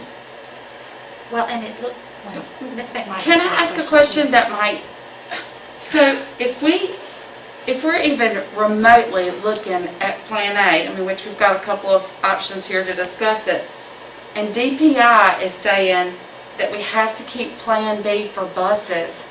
So in the last few weeks, when we've had cases in our schools, when one school closed one class, that particular school lost 14 employees and another school lost 7. So if that elementary school with 7 employees out, if we had been Plan A, they would not have been able to have fed the students in that building, and we would have had to have closed it. So based on traffic and overall. So, well, and regardless of, I mean, really, but we still have to make the decisions based on the guidance that we're given, no matter what a personal opinion is on that. So, if DPI is saying that social distancing is required on Plan A, are we liable? I mean, that is not a suggestion. That is a you have to do it, correct? That's been the guidance we've received so far, that we would need to maintain social distancing on Plan A. And also, I think, taking into consideration some of what you brought up, Ms. McMichael, which is the staffing-related issues. As individuals come in contact with COVID-19, that requirement of 14 days quarantine is required. So that would really impact our schools. They're able to do some creative things on Plan B right now, given this unique situation. And they're able to do some of those things when they have limited staffing that they would not be able to do on Plan A because of those social distancing requirements and the staffing related issues. Can we get some clarification on that if we do Plan A for pre-K through third? Yeah. Basically, they want to know, will the 4th and 5th grade still be getting Plan B like everybody else? They would still stay on Plan B like everyone else.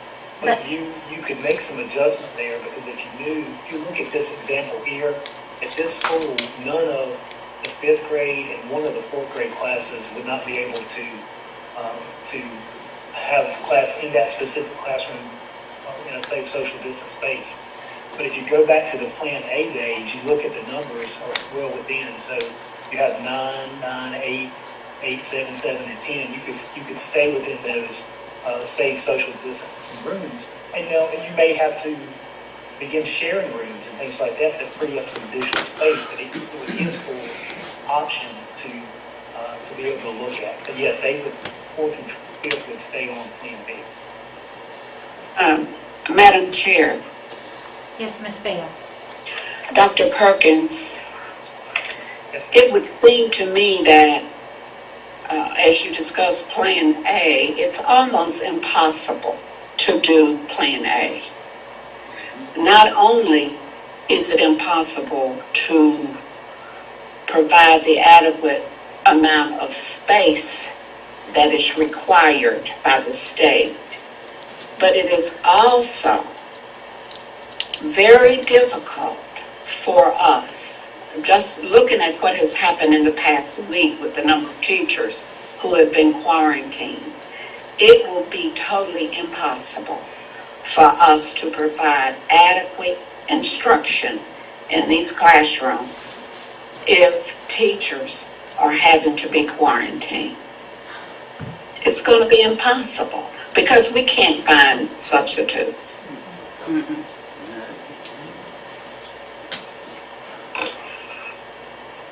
You know, we talk about the students, and that's my first priority. But we must consider the teachers as well. They have to have someone in front of them teaching. We can't put these teachers at risk, and we can't put these kids at risk. I know there are people out there who want these children in school. Everyone wants them in school. I've been a teacher. Teachers want their kids in front of them. But given the fact that we are living in a time that none of us have experienced before, we have to make some adjustments, and we have to keep our people safe.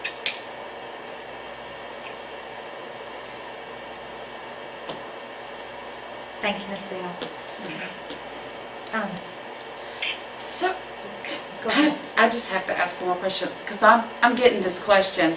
So when y'all are talking about putting overflow in the hallways, who in the world is going to be monitoring? I mean, our schools are operating on a skeleton level on Plan B. Who's going to monitor? Well, Yeah. And I think that's what gave us the impression that the 4th and 5th graders would be booted out of the school. That's what the impression I was getting. Yeah, I think they were talking about consolidating, because you do have some schools where you could consolidate more of the 4th graders into a particular room, which could free up another 4th grade room for them to move a younger grade into if they couldn't social distance. Because like one school comes to mind, there's 3 kindergarten classes there. There's plenty of room for them to do social distancing in 2 of them. But in one of the classrooms, you can't even do 10 kindergartners in there, and not to mention the adults that you put in there.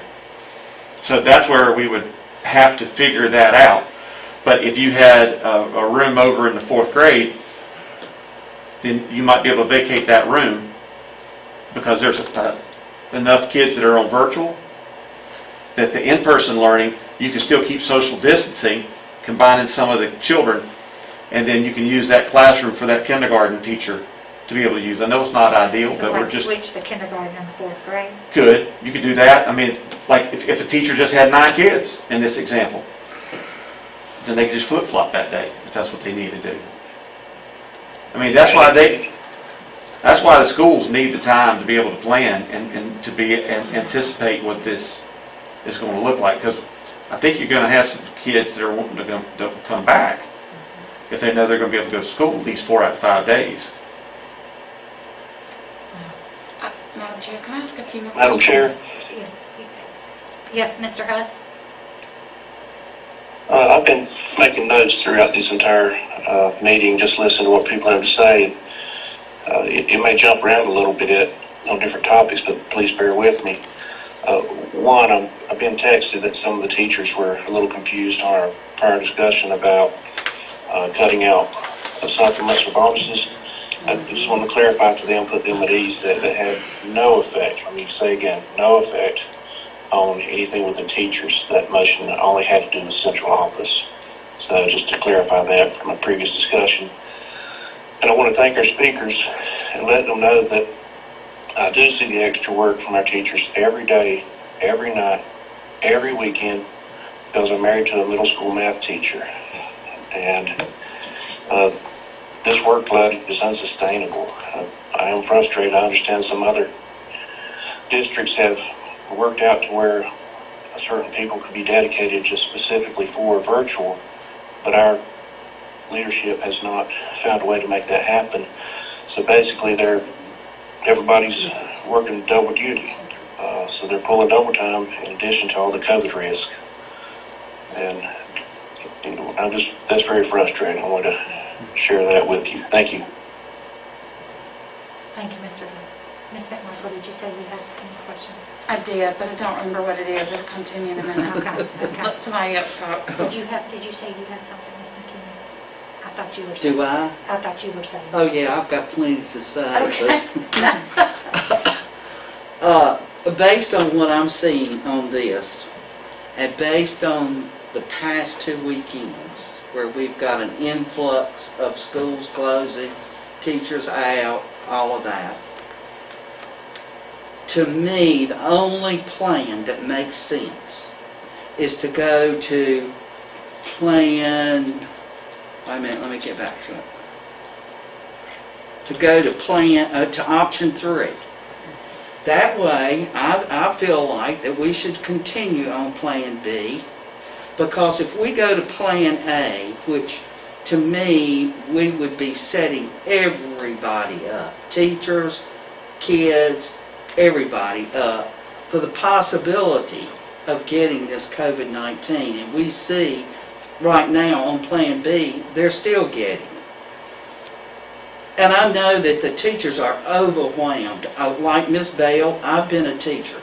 I can't imagine trying to do this.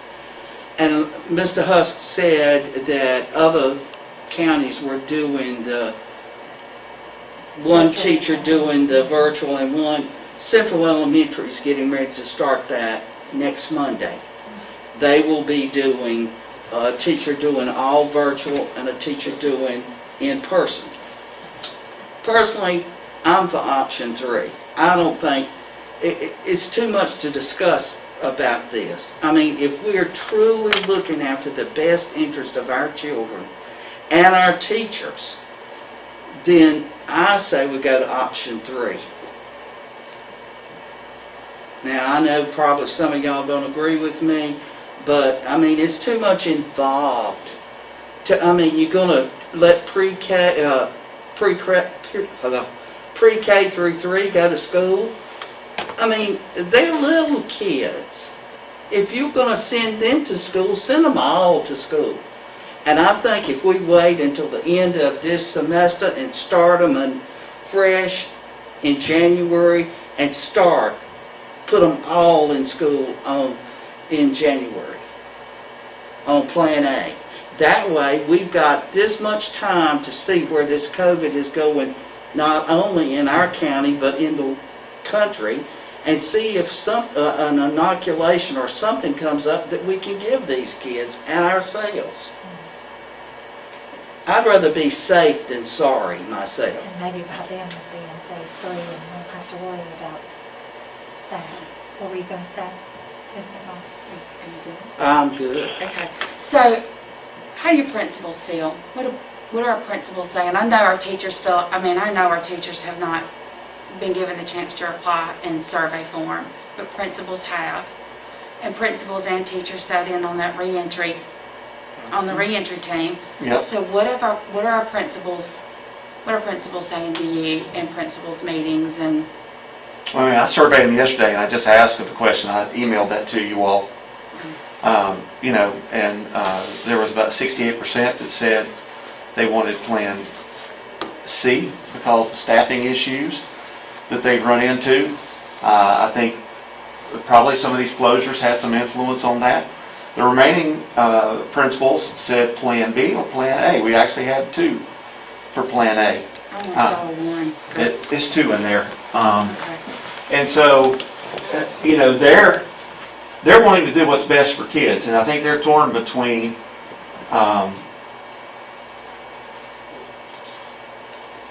what's best for kids, which is having them in school, and being able to serve their needs.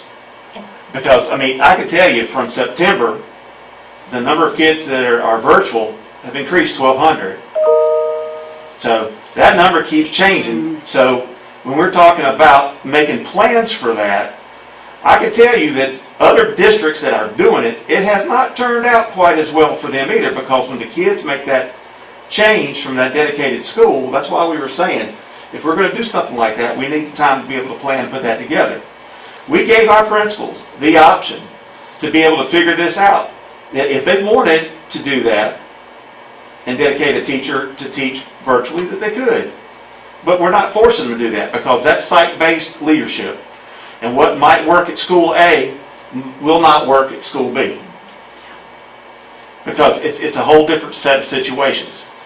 But I think the vast majority, they just want to do what's best for these kids. And whatever that is, they just want it done so they can plan and move forward. But like I said, the overwhelming majority said they would like to go back to virtual. But I think what Ms. McKinney was talking about trudging forward with the plan B, I mean, we're learning lessons along the way. I mean, we've only been into this about 3 weeks, 3 or 4 weeks. There's still more to learn. And I could just tell you from my own 2 kids, them being able to go back to school has been a big impact.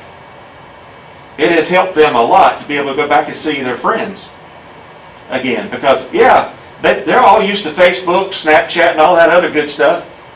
But there's still nothing like good old face-to-face.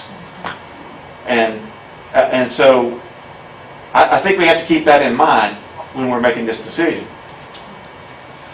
Well, so Dr. Shotwell, I agree. My own 3 kids, 3 of my 3 kids, I'm able to see what all 3 grade spans are looking like, and my children didn't all 3 choose the same thing. I have my youngest I have 2 at home and one going, and they all 3 begged to go initially.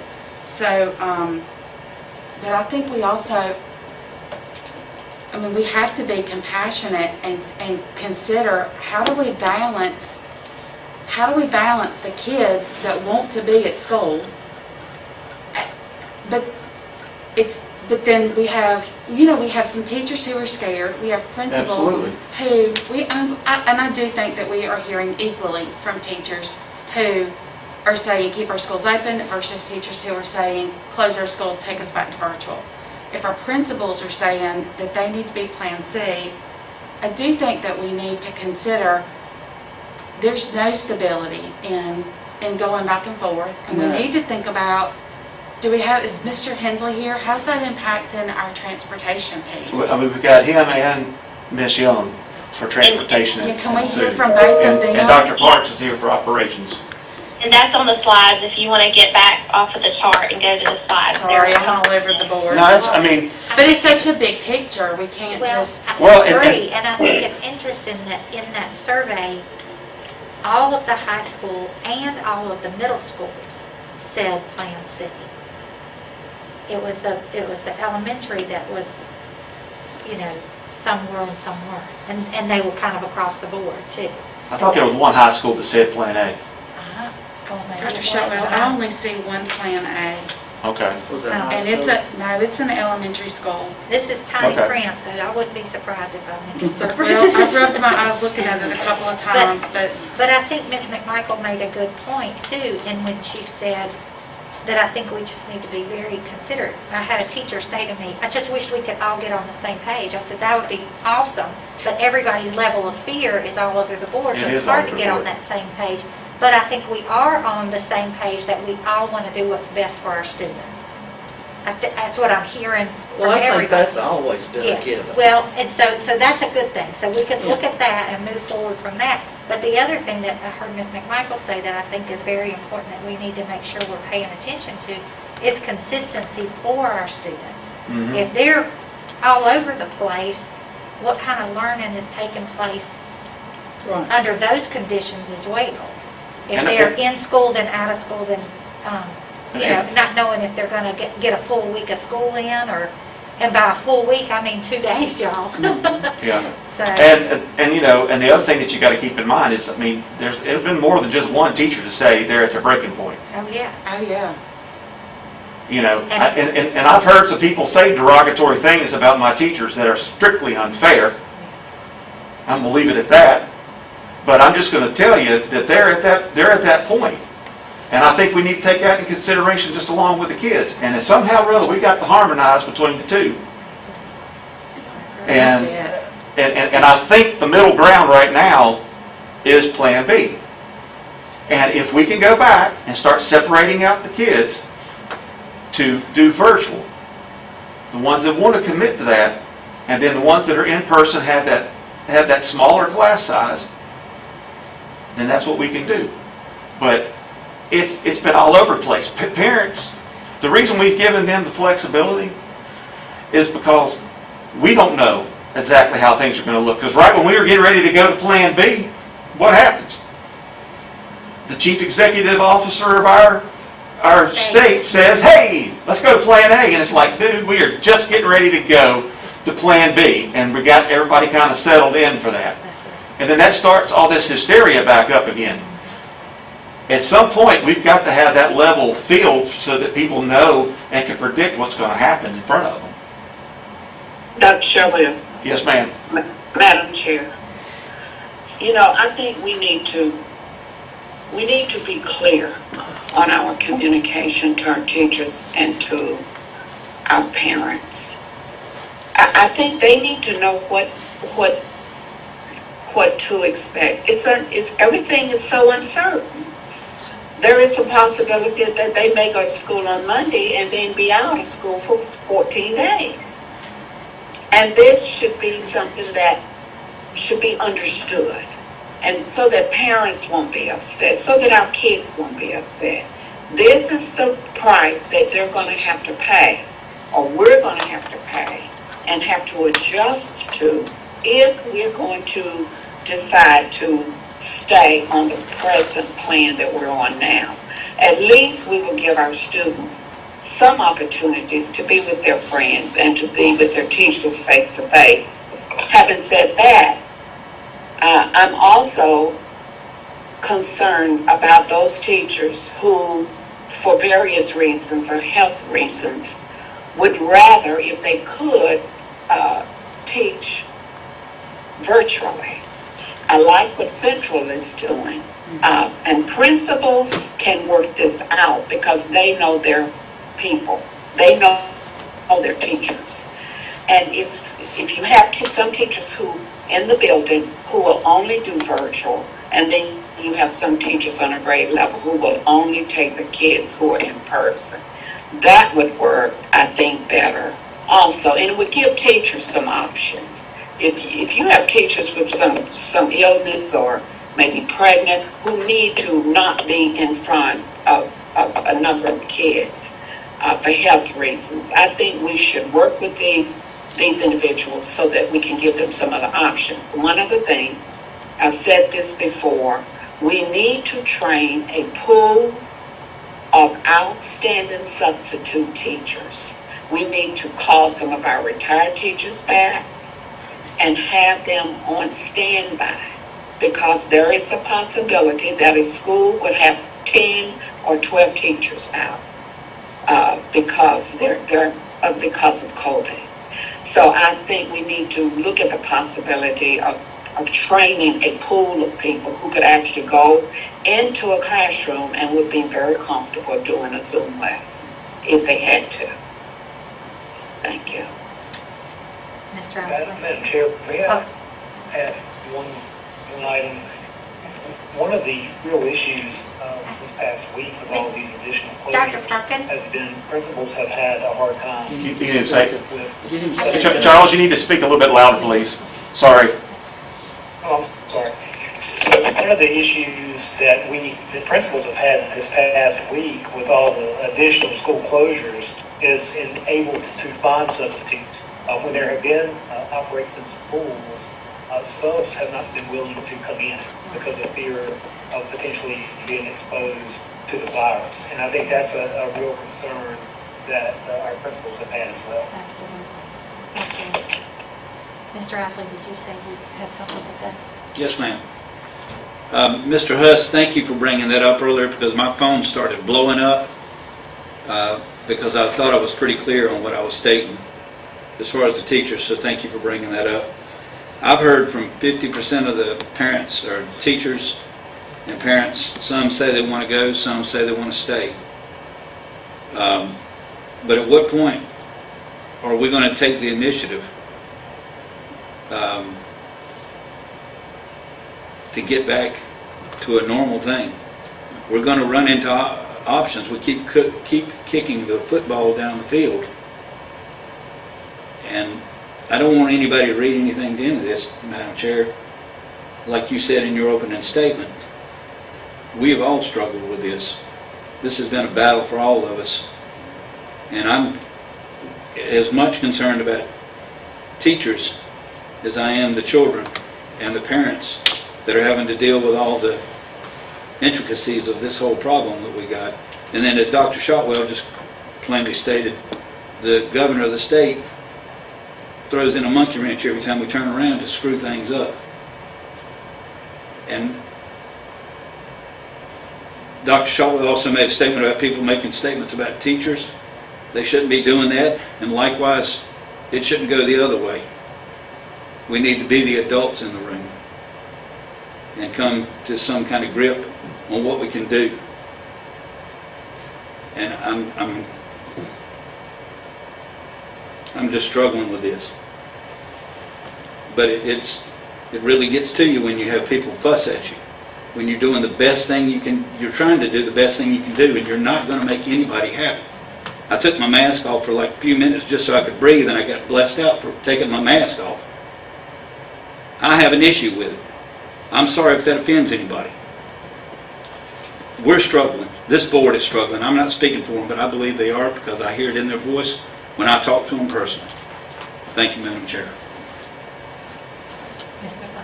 So, I hear that we're talking about, when we're talking about our subs, you know, our subs cannot use Canvas, and they don't know how to use Google Classroom.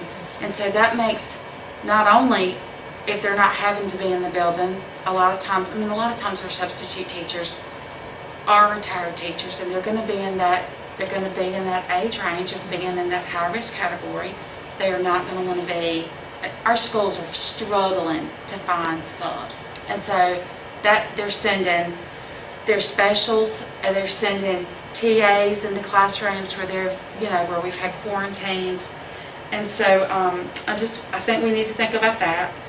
We also, I talked to a principal today that was saying that they're struggling having their children stay consistent. So the kid is assigned to plan to an A schedule. They're not coming on A days, they're coming on B days. And so that makes it very difficult for our schools to be able to address the needs and to be able to plan accordingly. And I understand it's public education, and we have to, legally, we have to have a seat for those kids. And I don't know how we have a hard, fast plan, but that's also, it's not fair to the kids, it's not fair to the teachers, and it's not fair to the staff, to the additional support staff that's trying to plan to make that school function on those 2 days. The other thing I wrote down is that I think it's great if Central can have a virtual teacher, but I'd be really interested to hear how that's going to work and how they're going to take, because I initially understood, and somebody please correct me if I'm wrong, initially we thought we would be able to have virtual teachers in every school.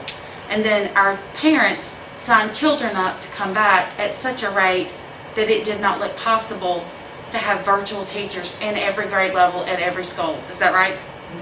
Okay, so we have to still maintain the class size limits. Yeah. Right. So Dr. Perkins, how are we going to, if our principals, and I know that would be, you're going to provide that guidance for them, but that means our students could potentially be moving teachers at whatever point that were to be implemented in those schools, right? That's exactly right. Right, and we had that discussion with our principals early on, and principals reported back to us that many teachers did not want to. They had already established protocols and routines and met their families. And well, they're their babies. Yeah. Right. The principal shared with the leadership not to do that because of those reasons that he just mentioned. Well, I think for anybody who can do that and get that to work, that is, I think that is a great solution. I just think that we just need for everybody to hear that could, not all schools are going to be able to do that. Right. I mean, first of all, our teachers had to end last year without a proper goodbye, and that last week of school is teary for so many of our teachers anyway. I mean, you know, especially those K-5 teachers. I mean, you know, that they're so little. I mean, they're still just babies at that point, and so they've had to say goodbye without a proper ending to school because of COVID, and I don't know, it just. But I'm so thrilled that I know if we've got a principal that can make that work, she can. Madam Chair, Yes, ma'am. here's my deal about that. I have 2 grandchildren at Central. My daughter is very upset because she doesn't want her children taken from their regular teacher. They've already made bonds. They've already established that. So to prevent that, she's going to send them back to school so they can be with their regular teacher. You know, it has its good points and it has its bad points. I can see both ends of the spectrum. But, I mean, you know, this time is so uncertain and it's not fair to anybody, but especially our teachers and our kids. So, I don't know what you do, to be honest. And I don't think we can negate, in particular, the 2 comments that we had earlier tonight that said, could you please ask your teachers how they feel and what they're thinking? And I don't think that they're just the only isolated 2 by any means. So I do think that we need to And we can figure put something out together. That's not a problem. how to get. You know, with the staff and myself, we'll put something together and we'll share it with you all. And then, and just kind of get, really what we're trying to do is get the feel for what they're feeling in the classroom right now. What are things that could potentially help them if we stayed in Plan B? If we're going to Plan A, what do you need? And then we can get that information. I think it will give them an opportunity to be able to have their voice heard, and I think it'll be good. I think it'll be valuable information that we'll have. I think you'll have a pretty high completion rate on it. Oh, I do too. So I don't know that this is the proper survey to do it, because I think we really want to see what each school, how each family is feeling. I mean, because every school is different. They put their school on there. Well, so we know. There are some surveys in the future. It would be great if we didn't ask them, because it always says that it's anonymous, right? These surveys say, oh, it's anonymous. But then they want to know, do you have your national board certification? Are you a classroom teacher? How many years have you been teaching? Well, you know, if you're a nationally certified librarian in your school and y'all ask enough real specific questions and you've said, what school are you in? I mean, it doesn't take rocket science to figure it out, so it's not super anonymous. And I think But we also don't have the time to sit there and try to figure out who's figuring that out. But we're not asking. We just want them to be able to be able to say it anonymously sometimes. That's all. Madam Chair. Yes, Ms. Bell. Dr. Shotwell, I think we should also sort of get a feel from teachers as to the virtual learning, if they had an option on this plan, on Plan B.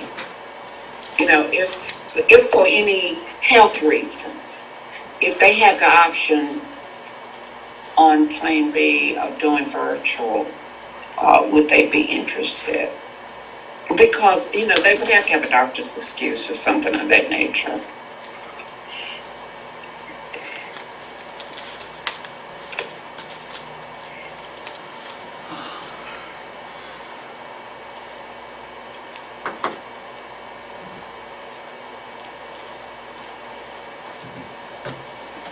Now, I would like to know what are some of their biggest challenges on this present plan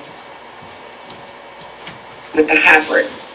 What are some of the challenges that they see in the classroom?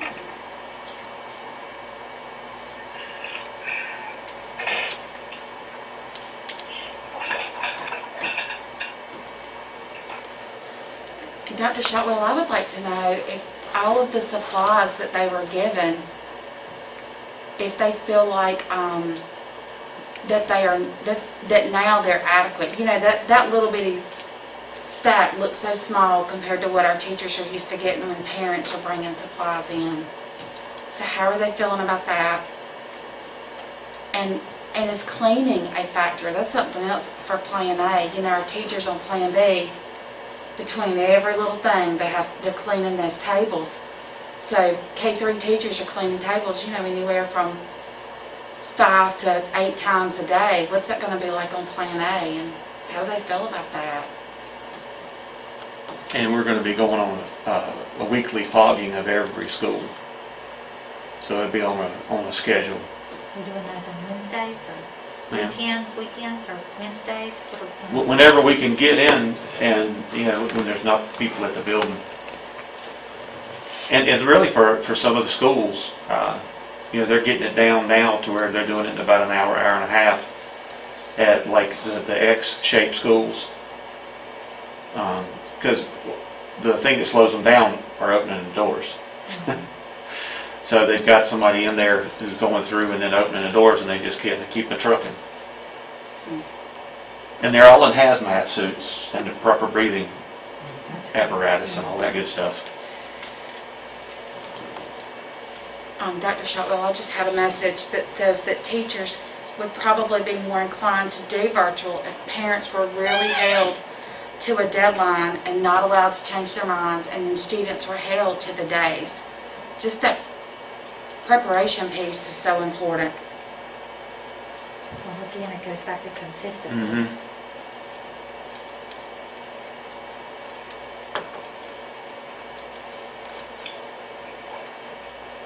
Okay, and I'm going to play a little devil's advocate here, y'all. As we're hearing from the teachers, because I do think that that's important. I know our parents have seemed to be very willing to reach out to us and that sort of thing, but I don't know. I'm just wondering, what kind of venue are we giving our parents to be able to communicate their needs as well? Other than Facebook? Other than Facebook, yeah. I'm just... Can we survey parents the same way? And I guess wanting to know from them, what would you, if we have plan, okay, what do you prefer, plan A, B, or C? I think is one thing that we need to ask them. And then, and again, I think we need to ask them about transportation. I know we asked that, you know, a while back, but if we're looking at doing anything different. Can we legally hold to what parents initially sign up for a period of time, even if it's not for a whole semester? Legally, can we hold people to, and there's always going to be extenuating circumstances, right? Right. But if certain schools are struggling because of the back and forth and the in and out, can we legally hold parents to what they signed up for? I mean, that was part of the memorandum that they were signing for the kids to be on virtual, was the expectation that they would stay on there for the semester. You know, now we're talking about the end of the second 9 weeks, which would be semester break. Could the reentry team, would the reentry team be willing to hold like a roundtable discussion that pulled in teachers that maybe didn't participate last time, and then also some community agencies, and have representation from across the county? Because we've learned so much since we started this. We would be glad to do that. We would love to be able to hear from teachers, and we did do a great deal of that during the summer and from the community, but I think it's definitely needed again, and we'd be glad to do that. Well, just so much has changed. I mean... Madam Chair. Yes, ma'am. Dr. Shotwell, how soon do we need to make this decision so that we can all get on one accord? Well, I mean, I think with some of the requests from tonight, just in my observation, I don't think it's tonight. I think it would be at another regular board meeting because, if you're, we're talking about collecting information and sharing data with you all so that you can make an informed decision as well. And you also need to be able to give the public an opportunity to be able to speak on it as well. So if there's something really drastically different than what's being suggested tonight, I think... Right, because if you branch it out too far, it's going to take forever. Right now, we're involving the parents, the teachers, and the kids. And I think teachers and parents they can't plan their lives until they know what to expect from this board. And we are the ones who are going to have to make the hard choice and hard decisions. That's why we're here. And we need to, get some input from teachers. This is very important. We need to hear from them, and then we need to make a decision so that everyone would be on one accord, and so that we can provide some consistency, so that our kids will feel more stable or something. We just need to get on one accord and move forward. Madam Chair, I'm like Ms. Bale. I think, we're going to ride the same horse we've been riding. So, the biggest group we need to hear from, in my opinion, because the parents have already sat on an advisory board to make some of these decisions. The memorandum of understanding says that they will keep their child in school for the duration of whatever amount of time it's set up for. Therefore, I think we ought to hear from the teachers, and then we need to take a vote. Where are we going? This wishy-washy, back and forth, we're not going to please everybody. It's no way. The people we need to halfway try to please is the teachers, the students, and the parents. So, instead of going back, bringing all the public in here and all of that, we already know what we need to do. And this virus is so uncertain, we can make a plan tonight, but next week it'll be something else we'll have changed too. So I say, let's hear from the teachers. They're the ones that are on the front line. Let's hear from them and see what they want us to do. The parents, the kids have got to be in school one way or the other. So I think we need to see what the teachers want us to do and what they think would best serve the child. We all know that being in school every day would be the thing to do, but we all know that it can't be done. So that's my... We have a work session in 2 weeks. We can either, we can choose to make that decision, gather the data and make the decision at the work session, or we can have a called meeting and ask for this information earlier. Does anybody have a preference? 2 weeks. I agree with Bob or Mr. Lyons. Bob, it's fine. I have one more thing to add to that. I think we saw and we heard from our teachers when we voted in July what was going to be implemented or not implemented on August the 17th. That when we still, even when we vote if we choose to do it in 2 weeks, we still, after the holidays, need to be willing to say we're gonna look at where we are and reevaluate.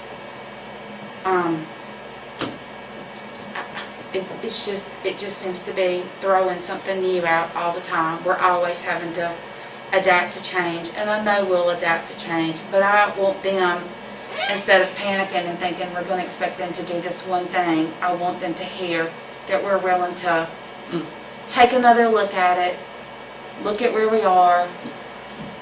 We're not just going to say we're doing this and rock on. So we're going to stay on Plan B for the next 2 weeks and bring it back for a vote with the options. After And we the hear from data. teachers. Mhm, after we hear from teachers. Okay. After we hear from teachers, correct? And it will be a work session, so we don't have public comment at a work session. I'm sorry. I said it will be a work session, and we don't, by law, we have to allow public comment once a month at our board. Yeah, once a month, yes, ma'am. And so we've done that. And We've done so that. the work session will not be open for public comment. Right. I just wanted to make that very clear. Right. Okay. And, But can we vote on that during a work session? we can make exceptions to Okay. that, yes. And that, it doesn't mean people won't email us or call us or, you know. Yeah, I know. I'm sure, so. Okay. Anybody else? Is there anything else that I guess the curriculum yeah, and they were instruction team's thinking about? Are they? Did they fall Did they fall asleep? Well, they're probably tired. I think you need to go to transportation. I think that's Yeah. going to play I the do too. biggest part. So is Mr. Hensley ready? Yes, he's still here. Hello, how are Welcome y'all? back. There you go. Get us jived up, everybody. We've got everything listed right there, and then I'm going to talk about a few other things. But that's just some of the things that transportation has, some challenges that we've had to deal with. I will say right now we're holding our own the way we're going. We are having, with these school closures, a lot of struggles with drivers that have to be quarantined, monitors. Last minute, I get calls saying, hey, we've got a bus that's going to have to sit. How we're going to get these kids home? And they've utilized everybody in their building. So it kind of connects with teachers and no subs. With the drivers, though, we never really had any subs to start with for drivers, and there's still a struggle to train drivers. People aren't saying, hey, I want to come drive a bus right now. So we're dealing with that. There may be some challenges as we move forward where there may be buses that will not be able to run because we don't have the personnel to run them. I hope that that's not the case. In looking at if we go back with more of a K-5 full week, not the way we are, but with a K-5 full week, we kind of looked at what that would do for some of the zones. Reidsville's one of the tougher zones to kind of make that work with, because it could adjust the start time and the end time of your middle and your high schools. Because, example, Williamsburg, most of those buses are tiered with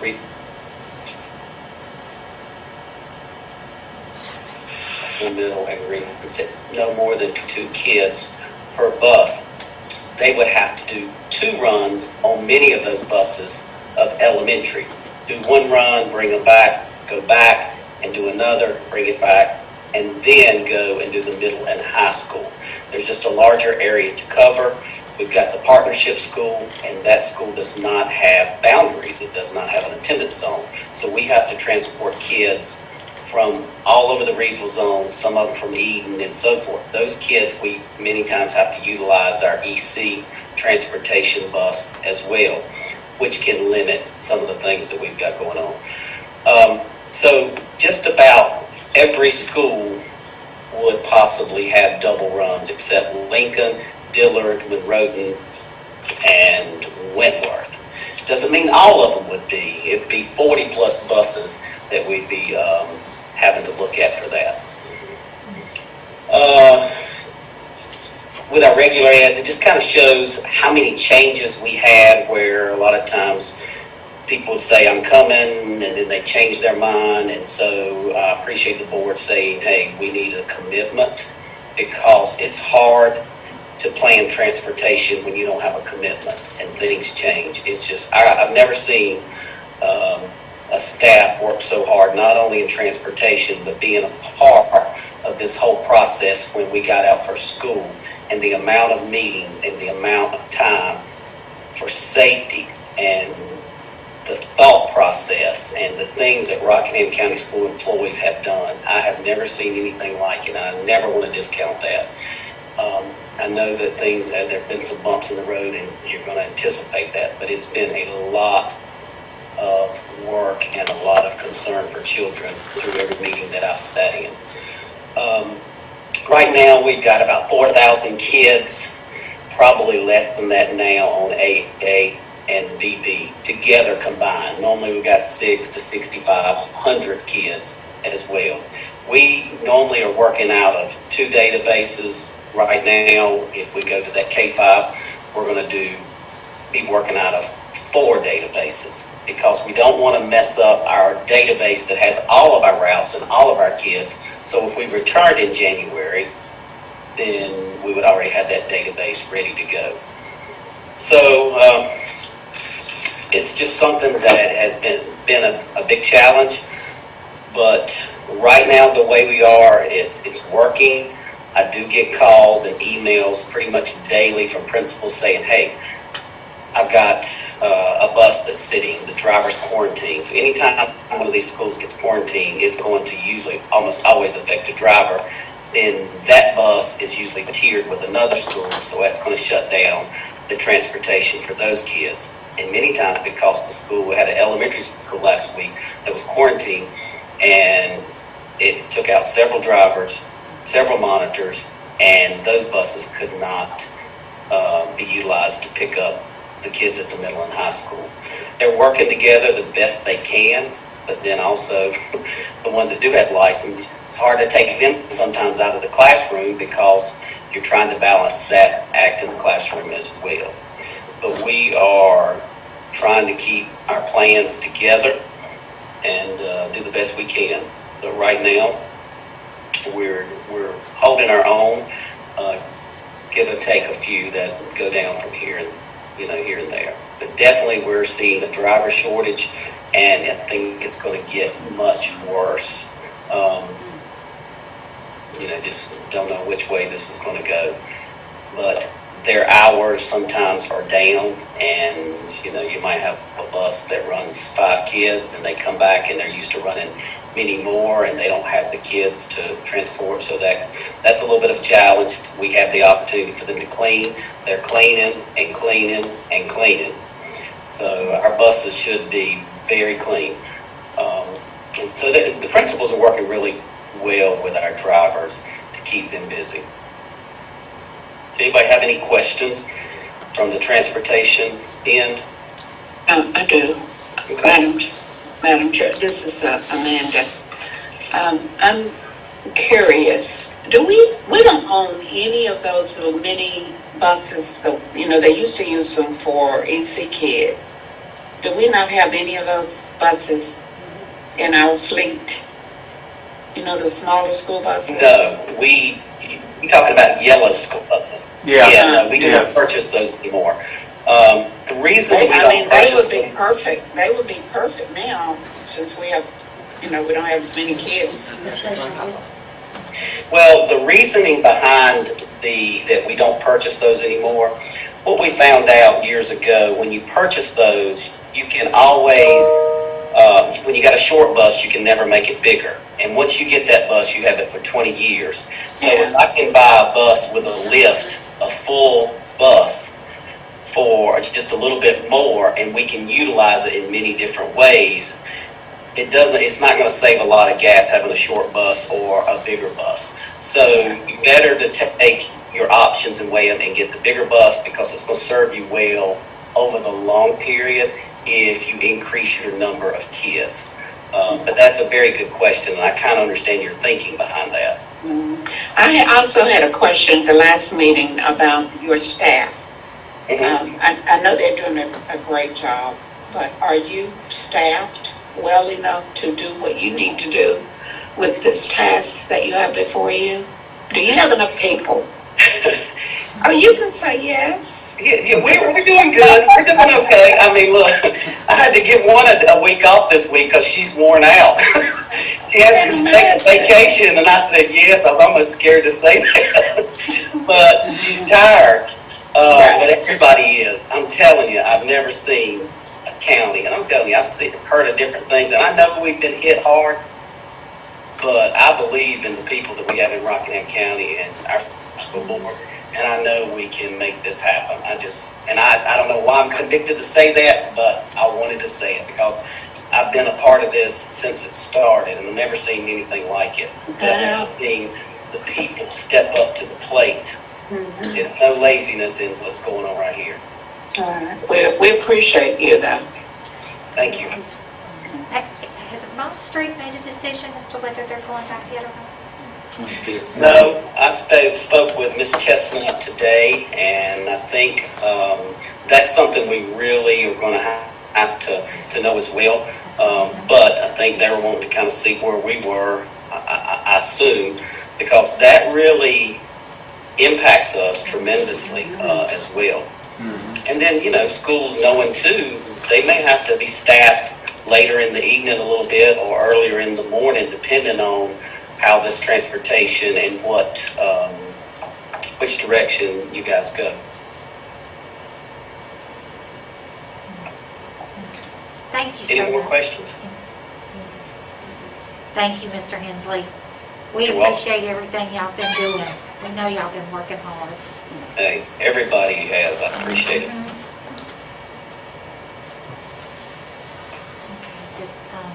Okay, just a few additional curriculum updates. You can see in the right hand in that box, it says 4308. That number is actually up to 4353 as of this morning. So the numbers of parents and students who are telling us they are wanting to go to complete virtual continues to rise, and that's getting near the 40% mark for our district.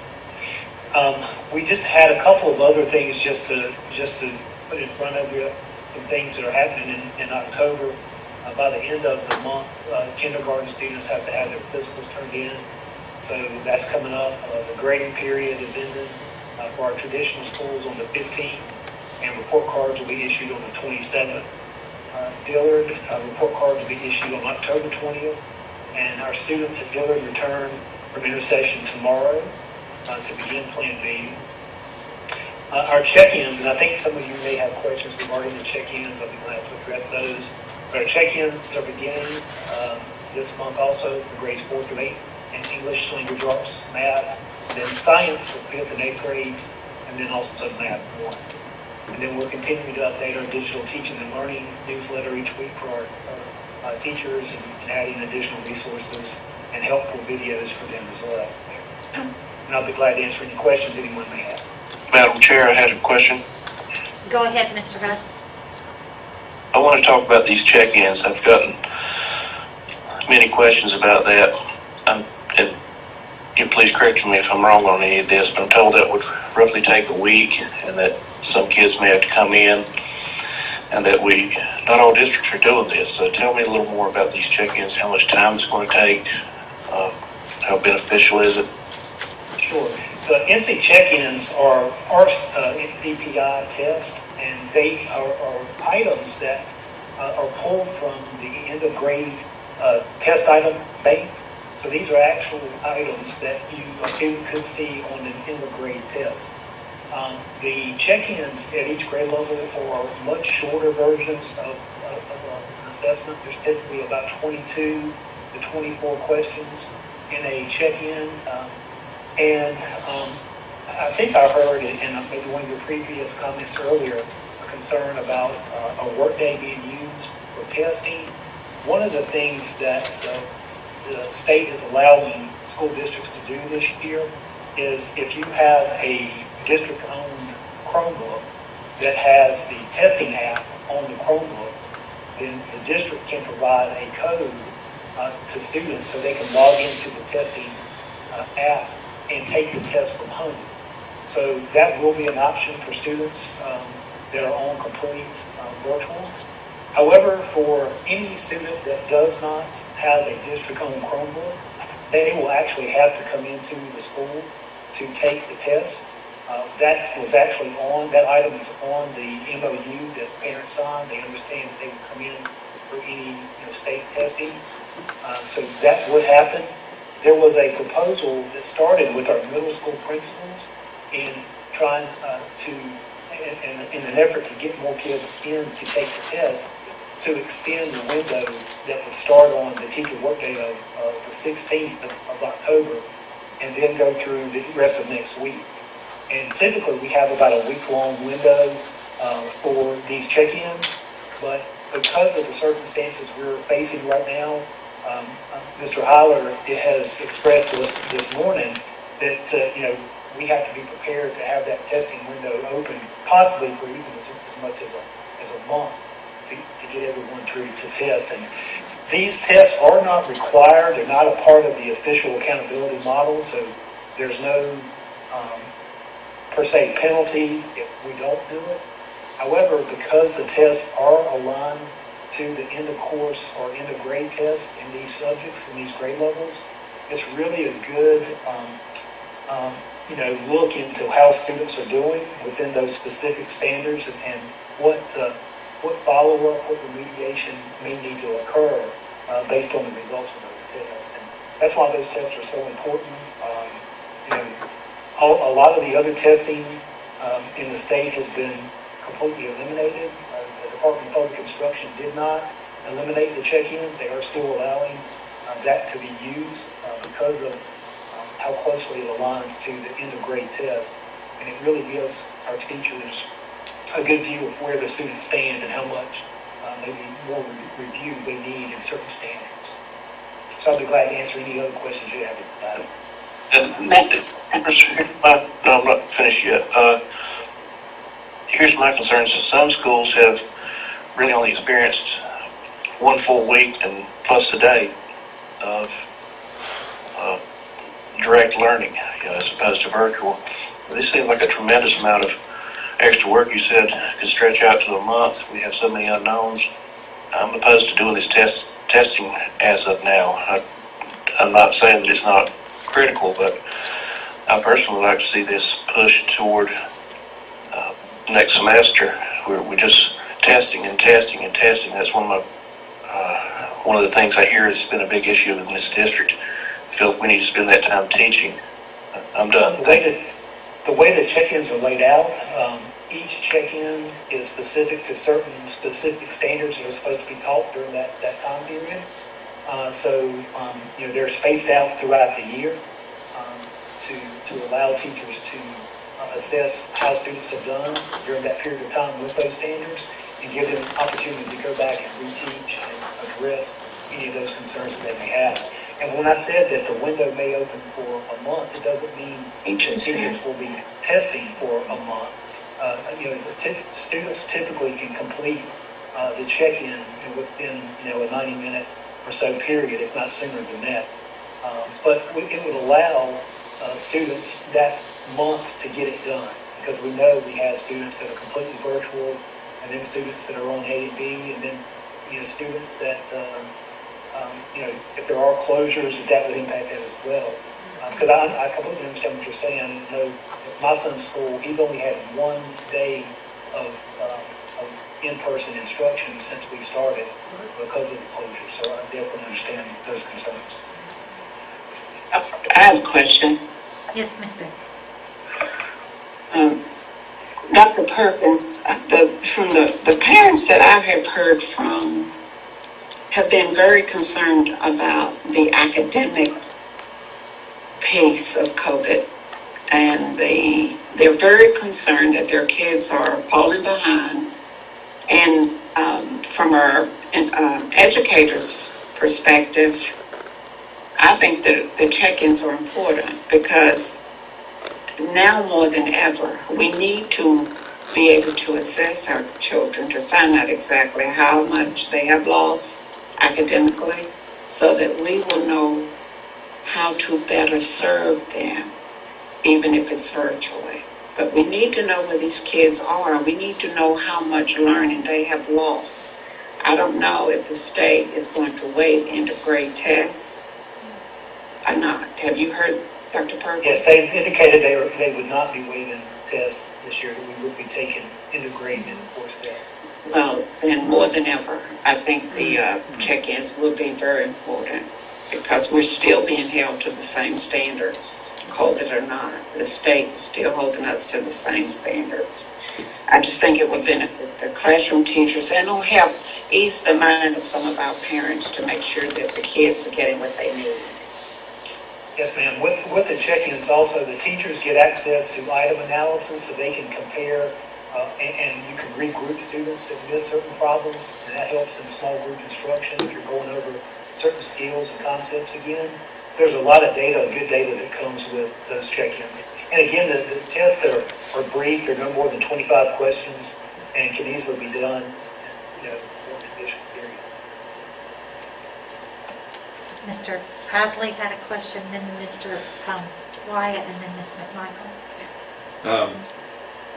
I'm going to go in a different route, not for transportation or testing, but wanted to ask a question. Dr. Shotwell, how long will we be held harmless for our ADM? I know we This said whole year. this year we're good. Yeah. What about next year? It's a 50-50 shot right now. I think it's going It's to a crapshoot. Yeah, it's going to depend on how long this COVID stays around, I think. So we're down 643 kids from last year, and I'm thinking we'll probably lose another 400 because there's going to be a lot of parents that are going to be ill. If we stay virtual, this could be for you and Mr. Hensley. If we stay virtual, what happens to the bus drivers and custodial jobs? Annie?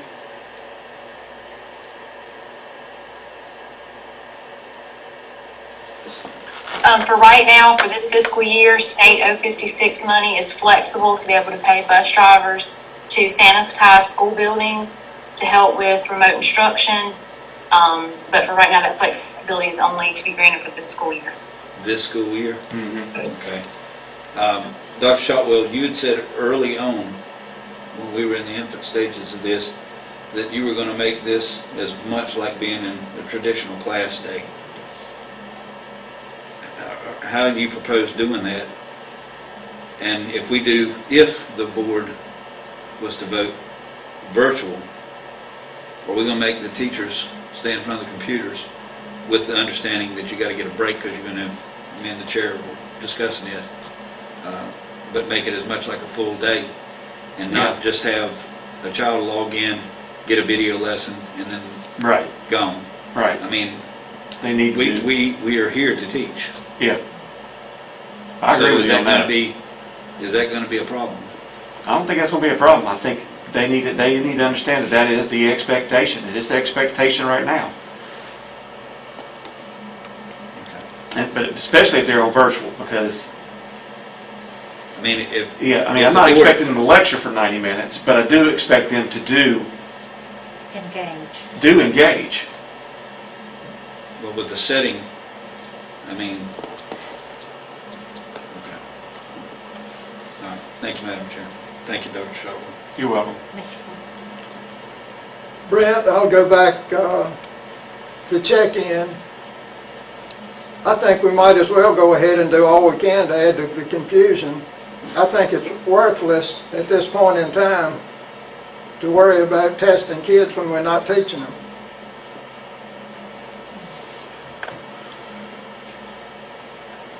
It's going to be skewed. So, Dr. Perkins, my question is, what's in place to protect the integrity of the check-ins? If they're standardized tests and we're looking to see where everybody is, and they can take them at home with their school Chromebooks, how can we ensure that somebody else at home, be it an older sibling or whoever, isn't assisting? That's a good question. The tests are not for a grade, so when we make that clear, it's for an instructional, element to help our teachers assess how students are progressing within the standards and to make some adjustments in instruction moving forward. So it's not full grade. Honestly, and we all know this, if we can't control that testing environment, we can't be sure who was taking that test. But we just have to be upfront with our students and our parents and ask them to honor that, because ultimately all it does is, it's trying to give us a better idea of how their performance will be on the end of the year. And we know, that it would not be realistic for us to think that COVID is not going to have an impact on end of grade testing, end of course testing.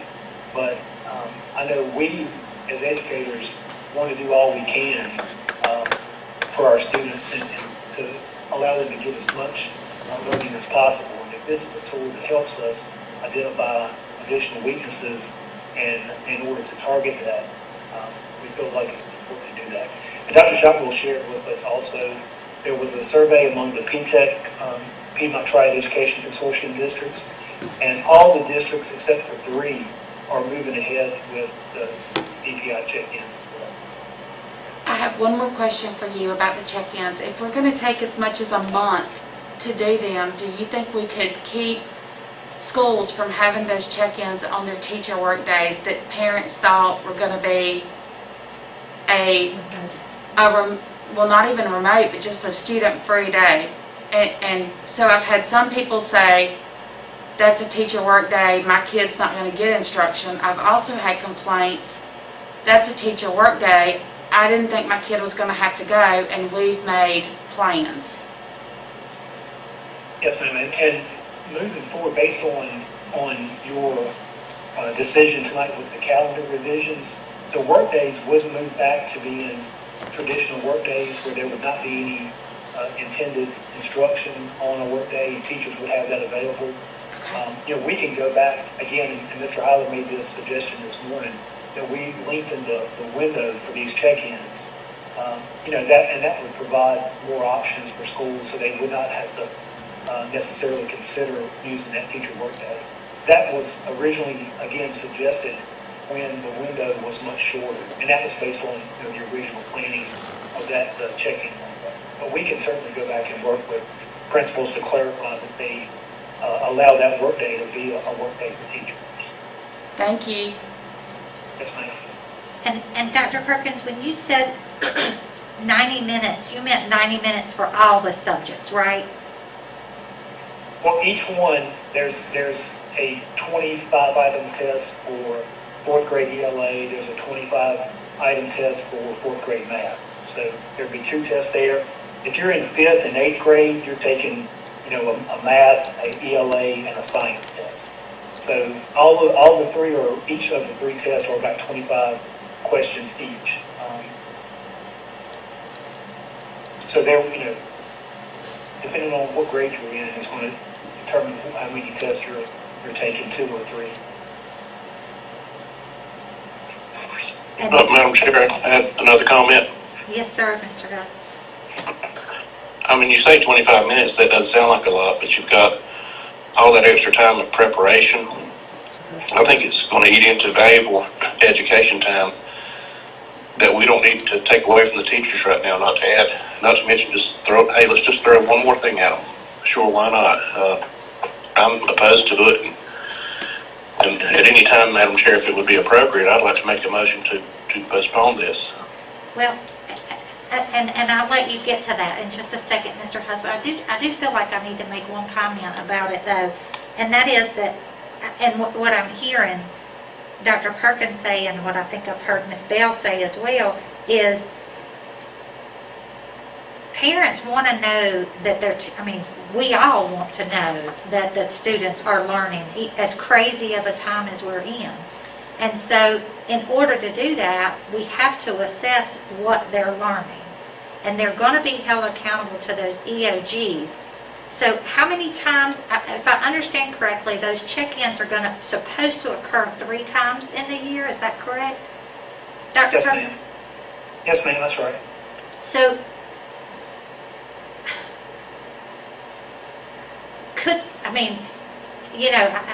I'm about pre and post, right?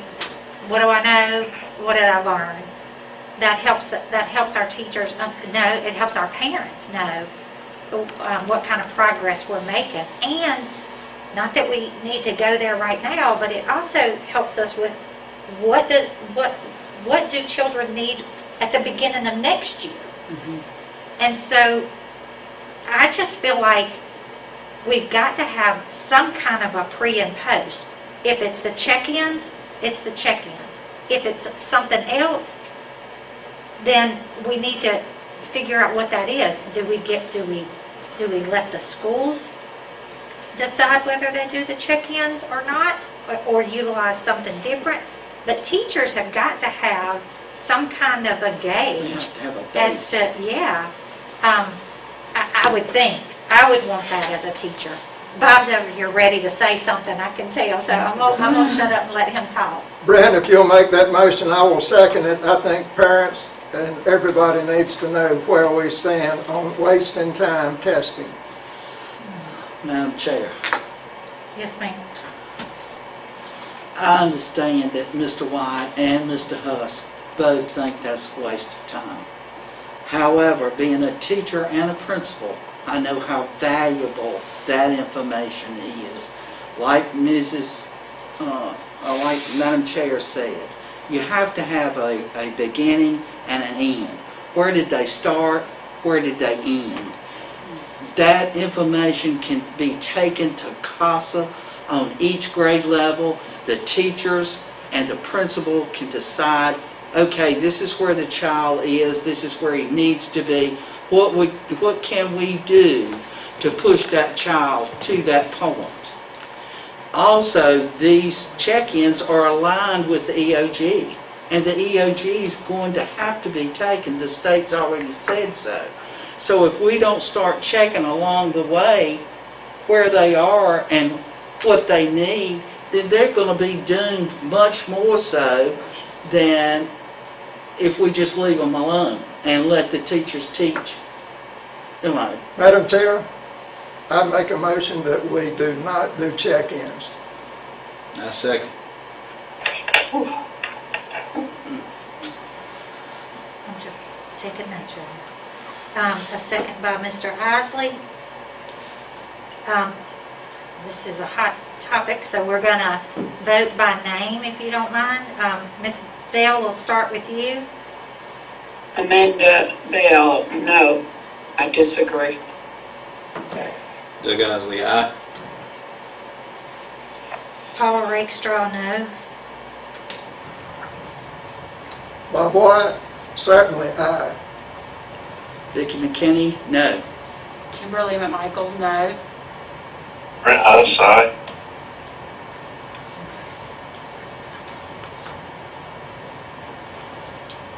All right, the vote was 4 no, 3 yes. So the motion did not pass. We will move to, well, we need to do the school calendar revision. Item 6.4 that was moved to 7.4. Madam Chair, before we move from this, can I ask a quick question about our safe return to school before we move forward? Do we have all of the PPE stuff that we need? Are we still in good shape with that, Dr. Shotwell? I'll have to defer that to Dr. Parks right now.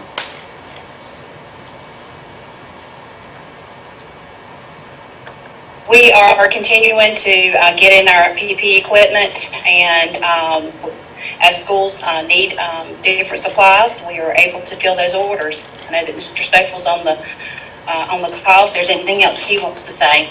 But we have to keep in mind, we only had a certain amount of money, of the CARES money, for PPE equipment. I think it was about 1.1 million. About that, yes. Mr. Staples, was there anything that you need to say? My knowledge is every time we get an order in from a school, we are filling those orders and restocking those supplies as needed. I know we were even building some more protection barriers as of today, trying to fulfill those requests that came in this morning. They And just, look great. and I was gonna say for clarification, when she was talking about the 1.1 million, that was the portion for the PPE and equipment out of the $3 million of CARES money that we received. Thank you. And I think I have about 800,000 left, and I have to make it through the rest of the year. So, and we have big orders that come through weekly. So that's where we are right now. Okay, any other questions about that? Do we have a motion to approve the revision to the calendar that just includes taking out those remote days on those teacher work days? And those teacher work days will be true teacher work days or optional teacher work days. And Correct, students. Dr. Stotwell? And Yes, no students, student days. it'll be a no student day. No student day. Okay. Do I have a motion to adopt that? I make a motion that we adopt the calendar as presented. A second, Amanda Bell. I don't have a problem with the calendar other than the fact that BB week is going to roll in again this week, going on Thursday and be out on Friday. I've got a granddaughter on BB at Western Rock. It's been in school one day.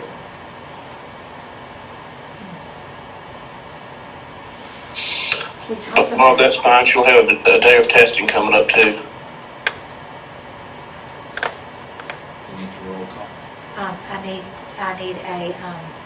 I need to know all those in favor of adopting the revised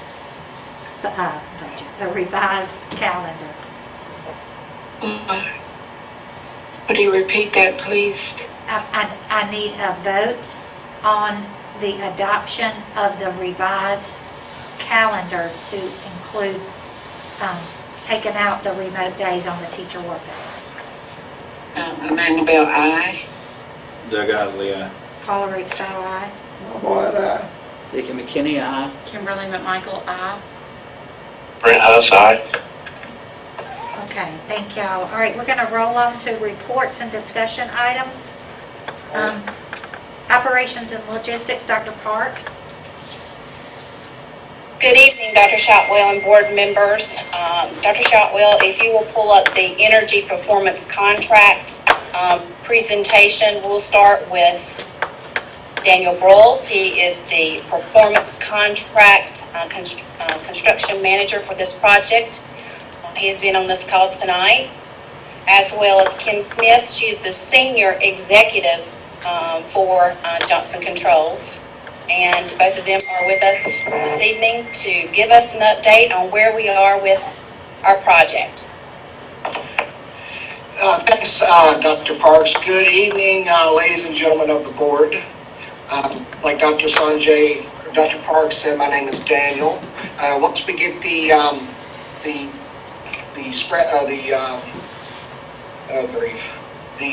on the screen there, we'll start. Yes, ma'am. Is it not shared? I'm sorry, hold on a second. It's a new share. I apologize.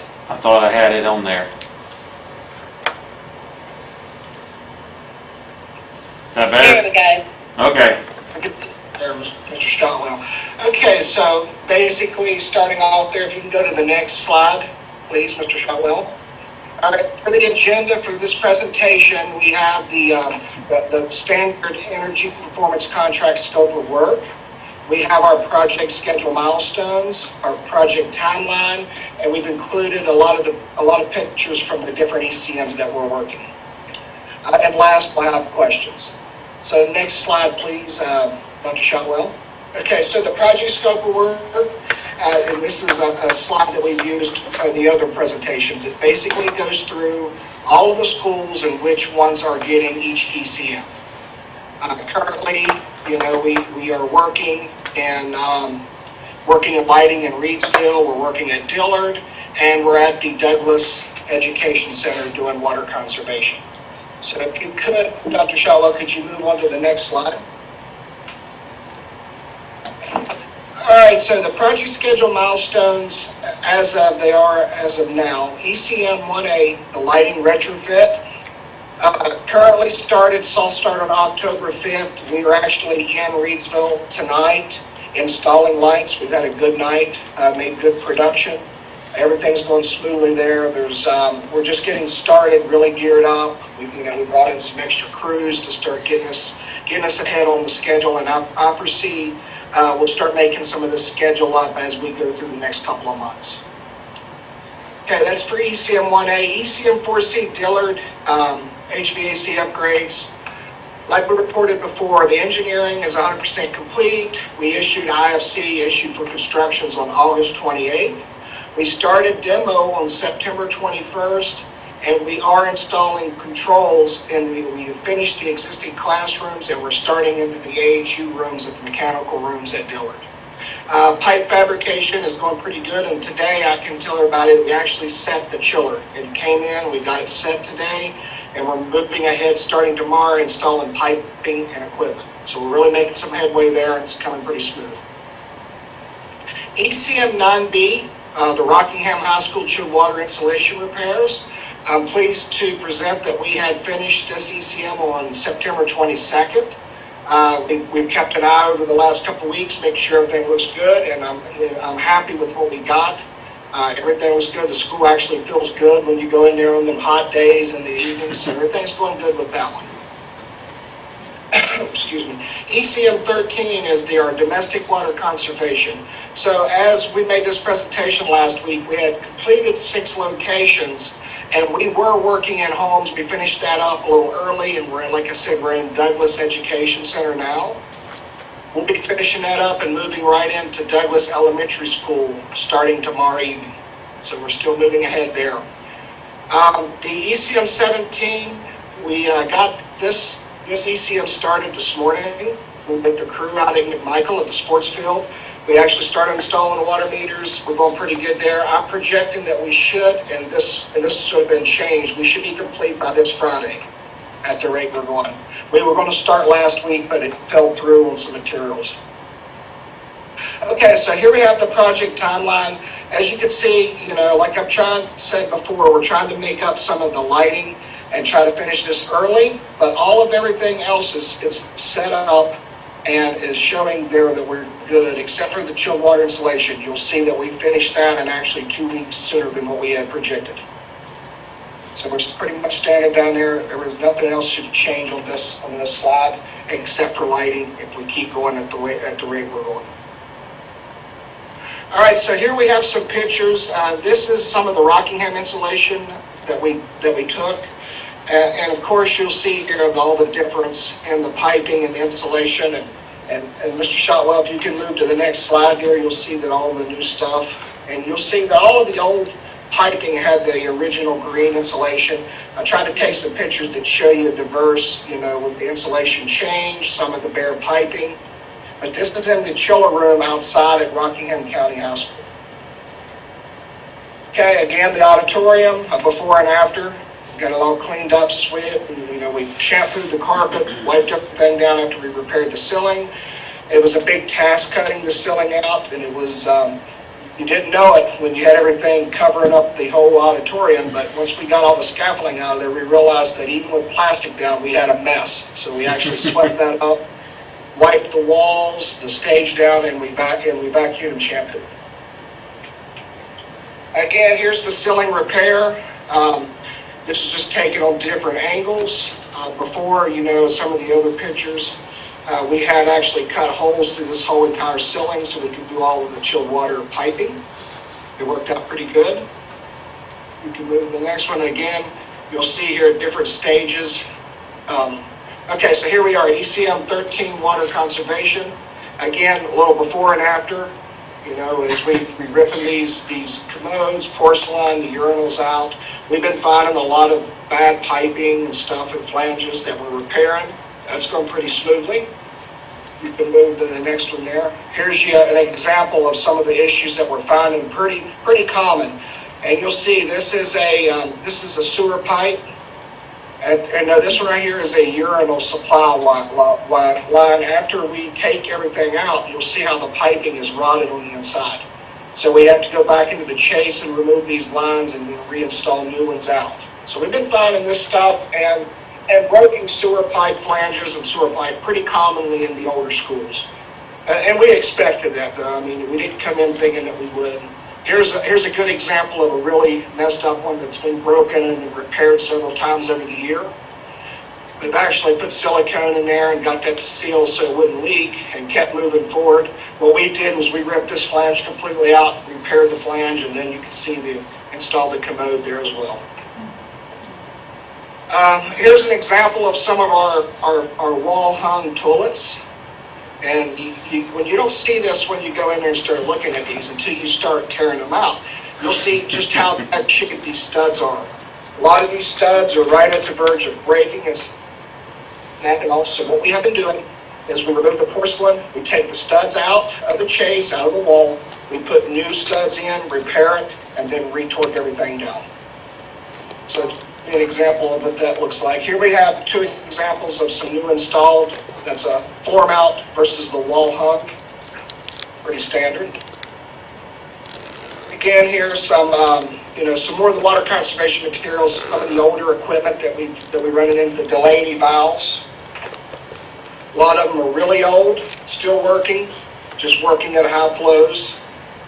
And here we are, we've replaced all these urinals, all these different valves through here. Just some more pictures to show you what it kind of looks like. You move on there, Dr. Parks. Here you go, here's another flange that's been tore up. And again, this is standard stuff that we're finding. We just scrape everything down, cut the flange off, put repair flanges on it, and then move on. So it's working out pretty good. All right, starting in our ECM 4C Dillard HVAC upgrades. As you'll see, we've demoed all of these condenser units, poured into a housekeeping pad. And if we go through the next pictures there, I can show you some of the equipment that we pulled out. Here we are in start of construction. We had to demo a bunch of pads out and pour concrete in here to get these pads extended. Now that we have other tanks setting on there, we've had to move this equipment out and set new equipment for our chilled water loop that's going in. Here we are on the demo side of the AHUs. We tore out the cafe and the multi-purpose room AHUs at Dillard. All right, same picture. We're right in the process steps of demo. You keep going there, and then here you go. We've got it all demoed. We started installing new lights in here. We've got the room lit up now. It looks really good. And we are ready to reinstall the 2 new AHUs that'll be here in a week or so. This is pictures of some of the new equipment that we have on location. The new junction boxes we installed for the 2 AHUs, the chilled water pump, some of the water treatment tanks, expansion tanks, filter tanks. Move on, and that's it for Dillard. We didn't really get started on lighting, so we'll have pictures on the next presentation for lighting. All right, does anybody have any questions or comment about the SPC project? I would like to make one comment. Yes, ma'am.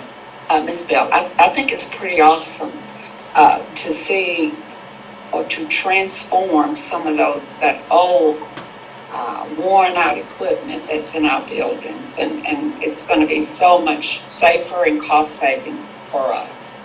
Yes, ma'am, it is. I'll ask you one question about Douglas. Yes, ma'am. You're not talking about the school in terms of the water conservation, are you? You're talking about the other building over there? The education center, yeah, we're changing a lot of the older flow control valves. They need to be down to the standard that we mandated across the county here.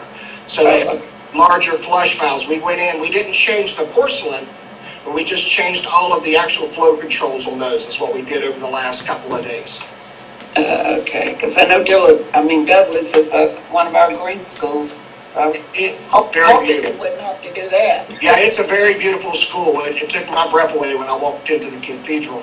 So it's really there. Yeah, we're just modernizing your flow controls. We're leaving everything else, cutting down the aerators so we get that flow down to where it needs to be.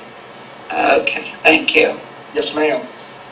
So as of October 9th, we have installed over 1,056 toilets, urinals, and aerators. And currently we have 2,284 items left to install. And so there was a total count of 3,340 toilets, urinals, and aerators. So the team is working very hard across the district to meet the timeline that we set forth. Yes, ma'am. And we'll continue to pull in there and improve on that schedule.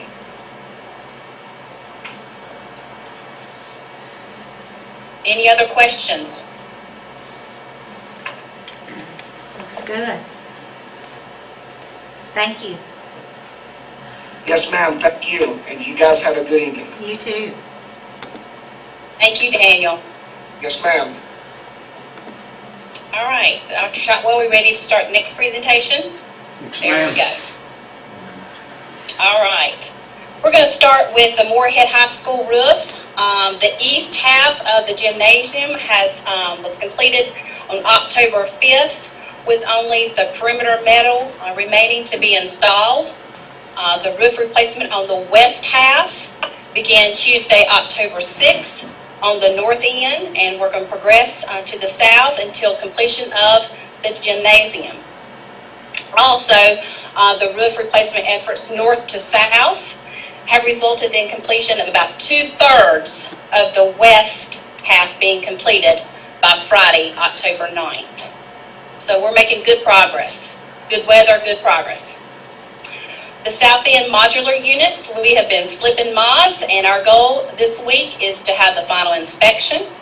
I want to personally thank the City of Reedsville Planning Department. They have been very supportive throughout this process, provided a lot of guidance day by day in helping us with this project. You can see some of the pictures when we started this whole process. You'll go on to the next slide. You'll see more of our pictures of our maintenance team, and Wright and Ray has done an outstanding job with this. And then the next slide will start a little 2-minute video clip that I'd like for you to watch from the beginning to last Friday, our journey. One more. There you go.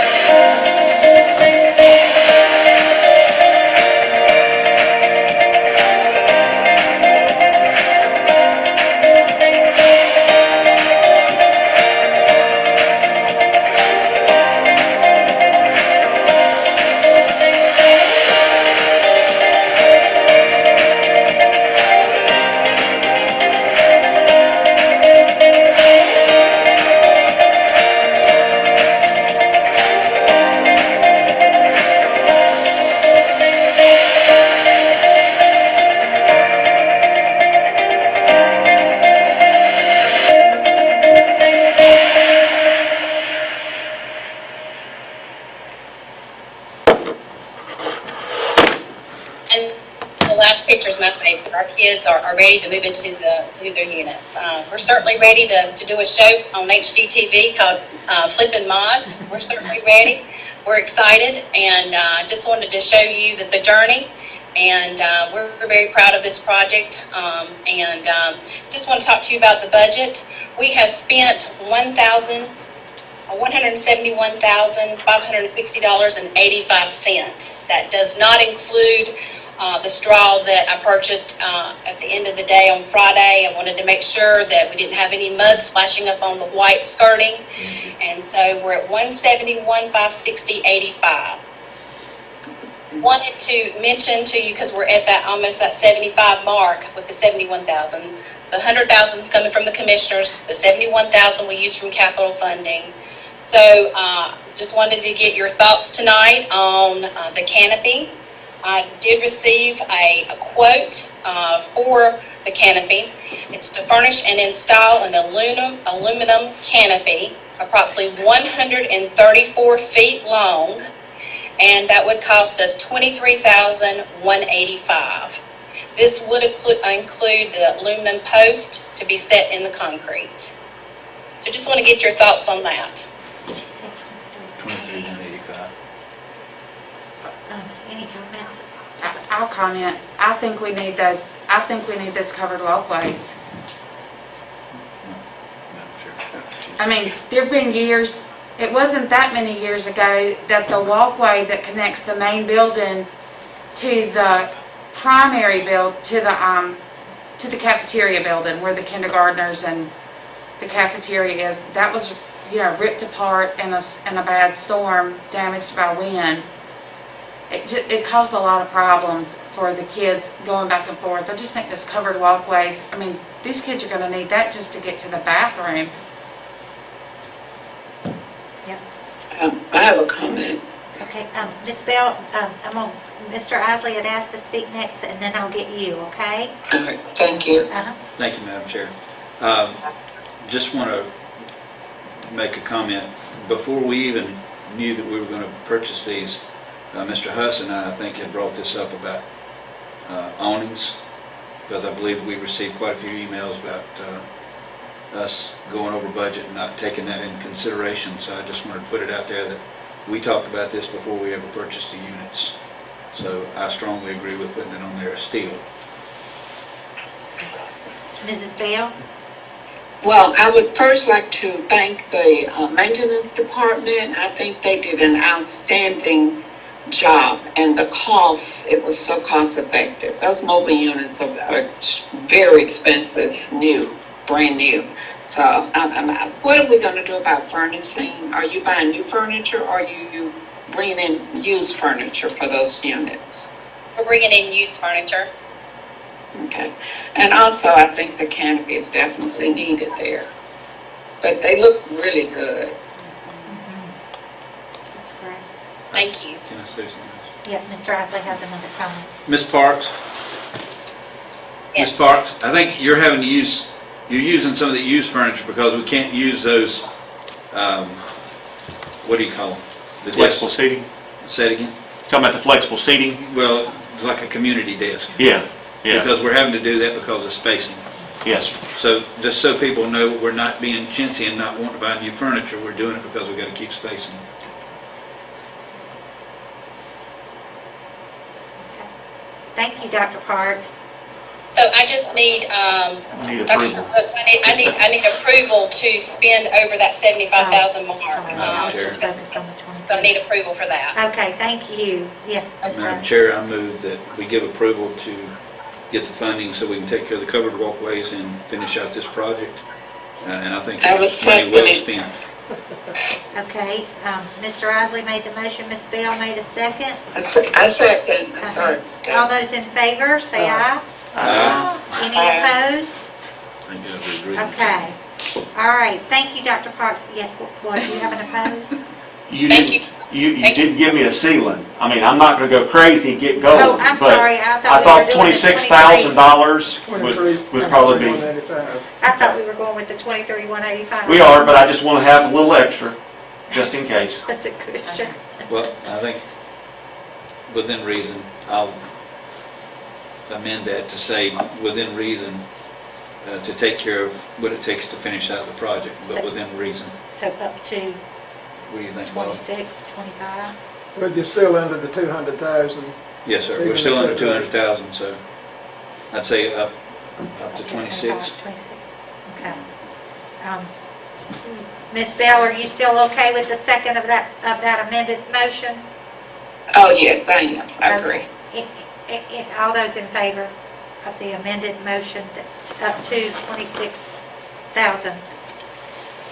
Aye. Amanda? Doug Isley, aye. Paula Rakestraw, aye. Bob White, aye.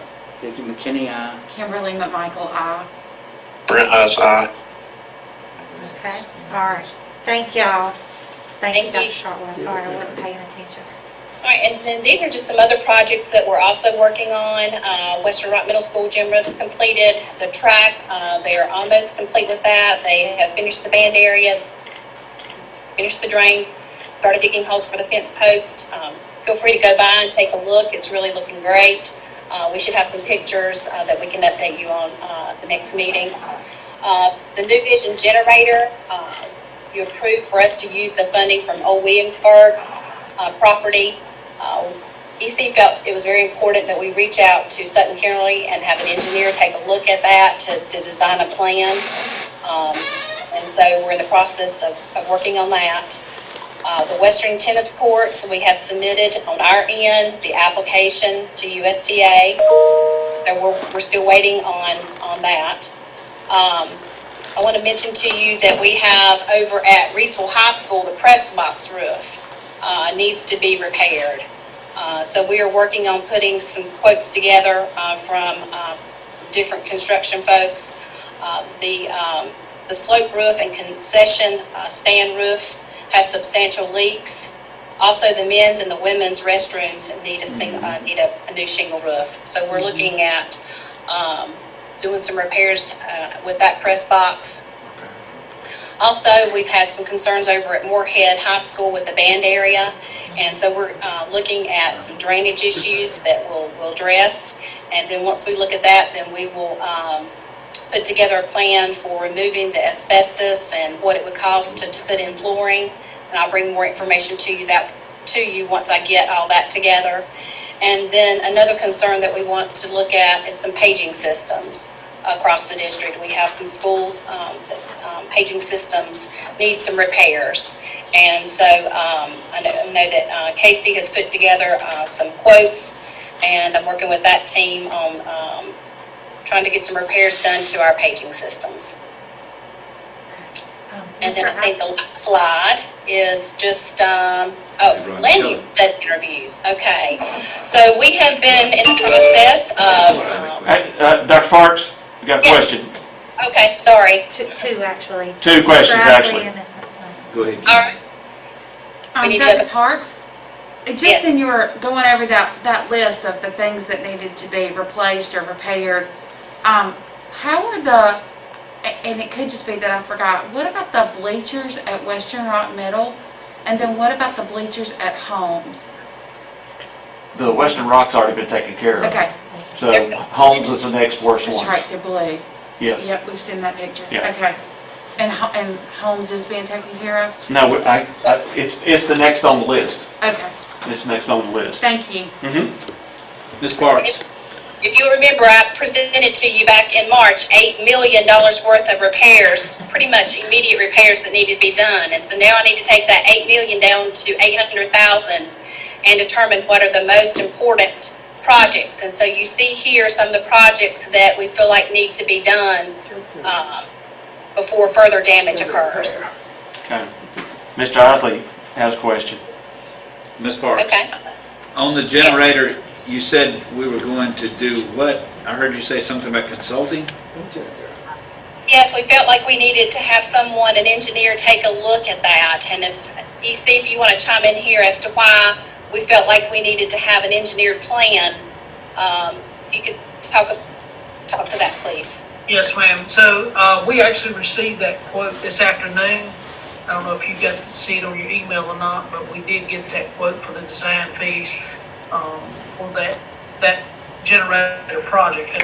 And our after talking to my electricians, what we didn't want was to put a generator in to power what TC1 started out at, and that's TC1 is our core, our network core. And we started out with working out of one panel. And so the original thought was we could put a generator and back up that one panel.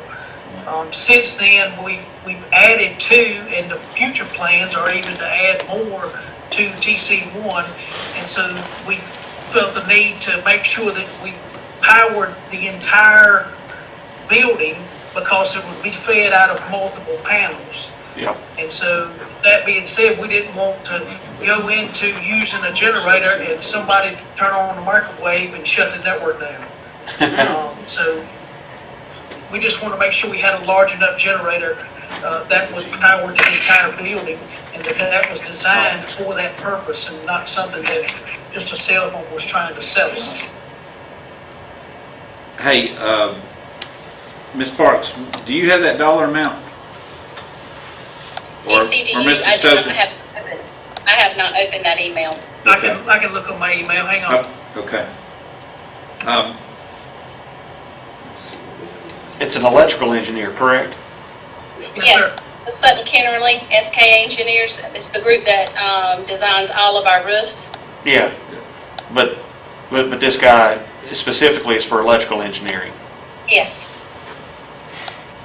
That generator will take care of the whole system, correct?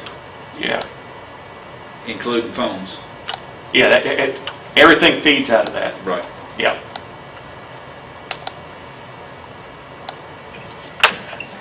Any other questions? Corey, do you? I'm looking for that email. I tell you what, Mr. Stoffel, if you can, send it to me later.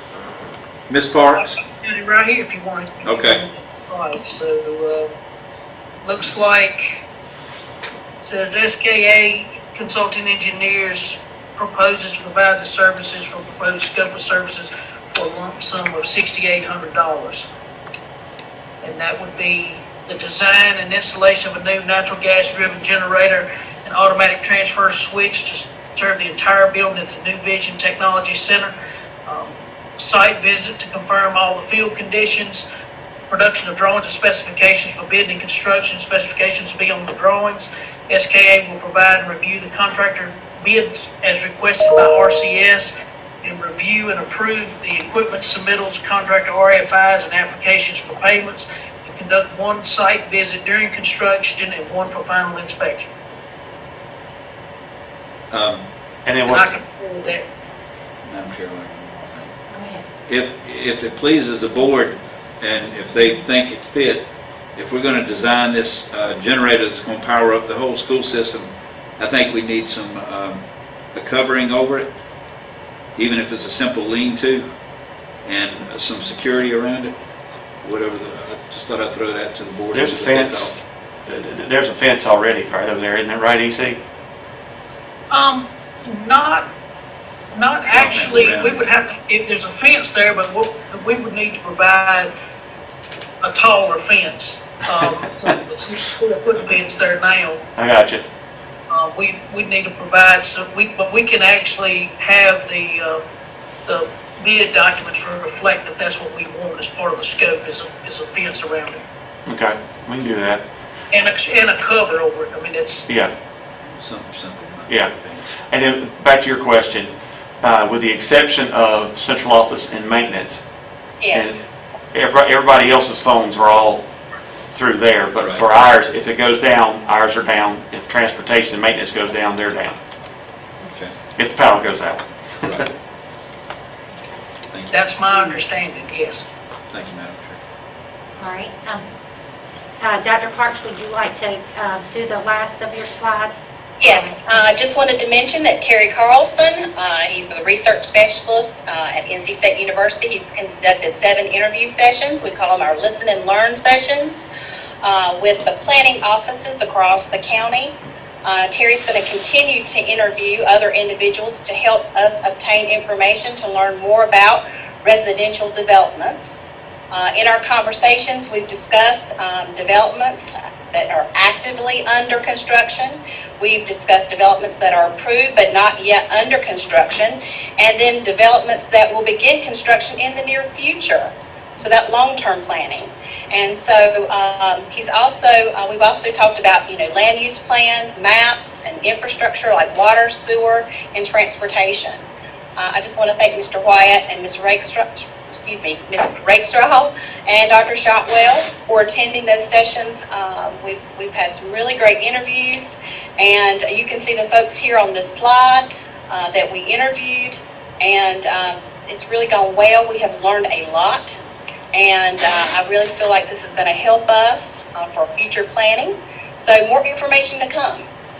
And I'd just like to say that I think he's done a very thorough job in those meetings, and I just appreciate him helping us out with that.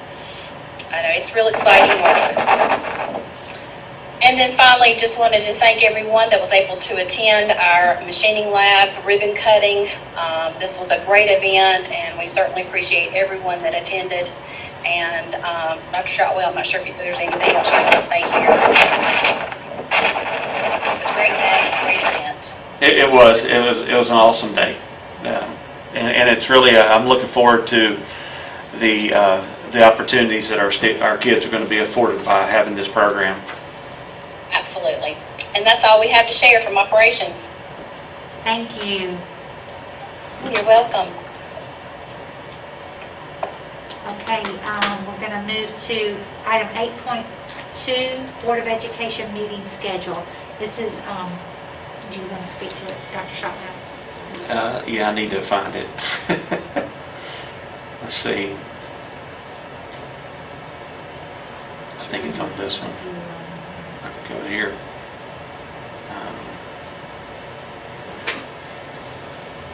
There we go.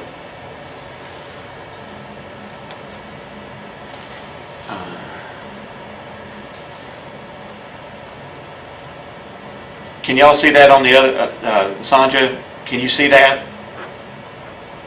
I want to make sure it's showing. Yes. Okay, all right. This is the proposed draft meeting for the 2021 year. If you'll see, it pretty much falls in line with our regular board meetings, which is the regular session, the second Monday, and the work session, the fourth Monday of the month. And then usually, I think the one in April, the reason there's no work session is because it's probably near spring break.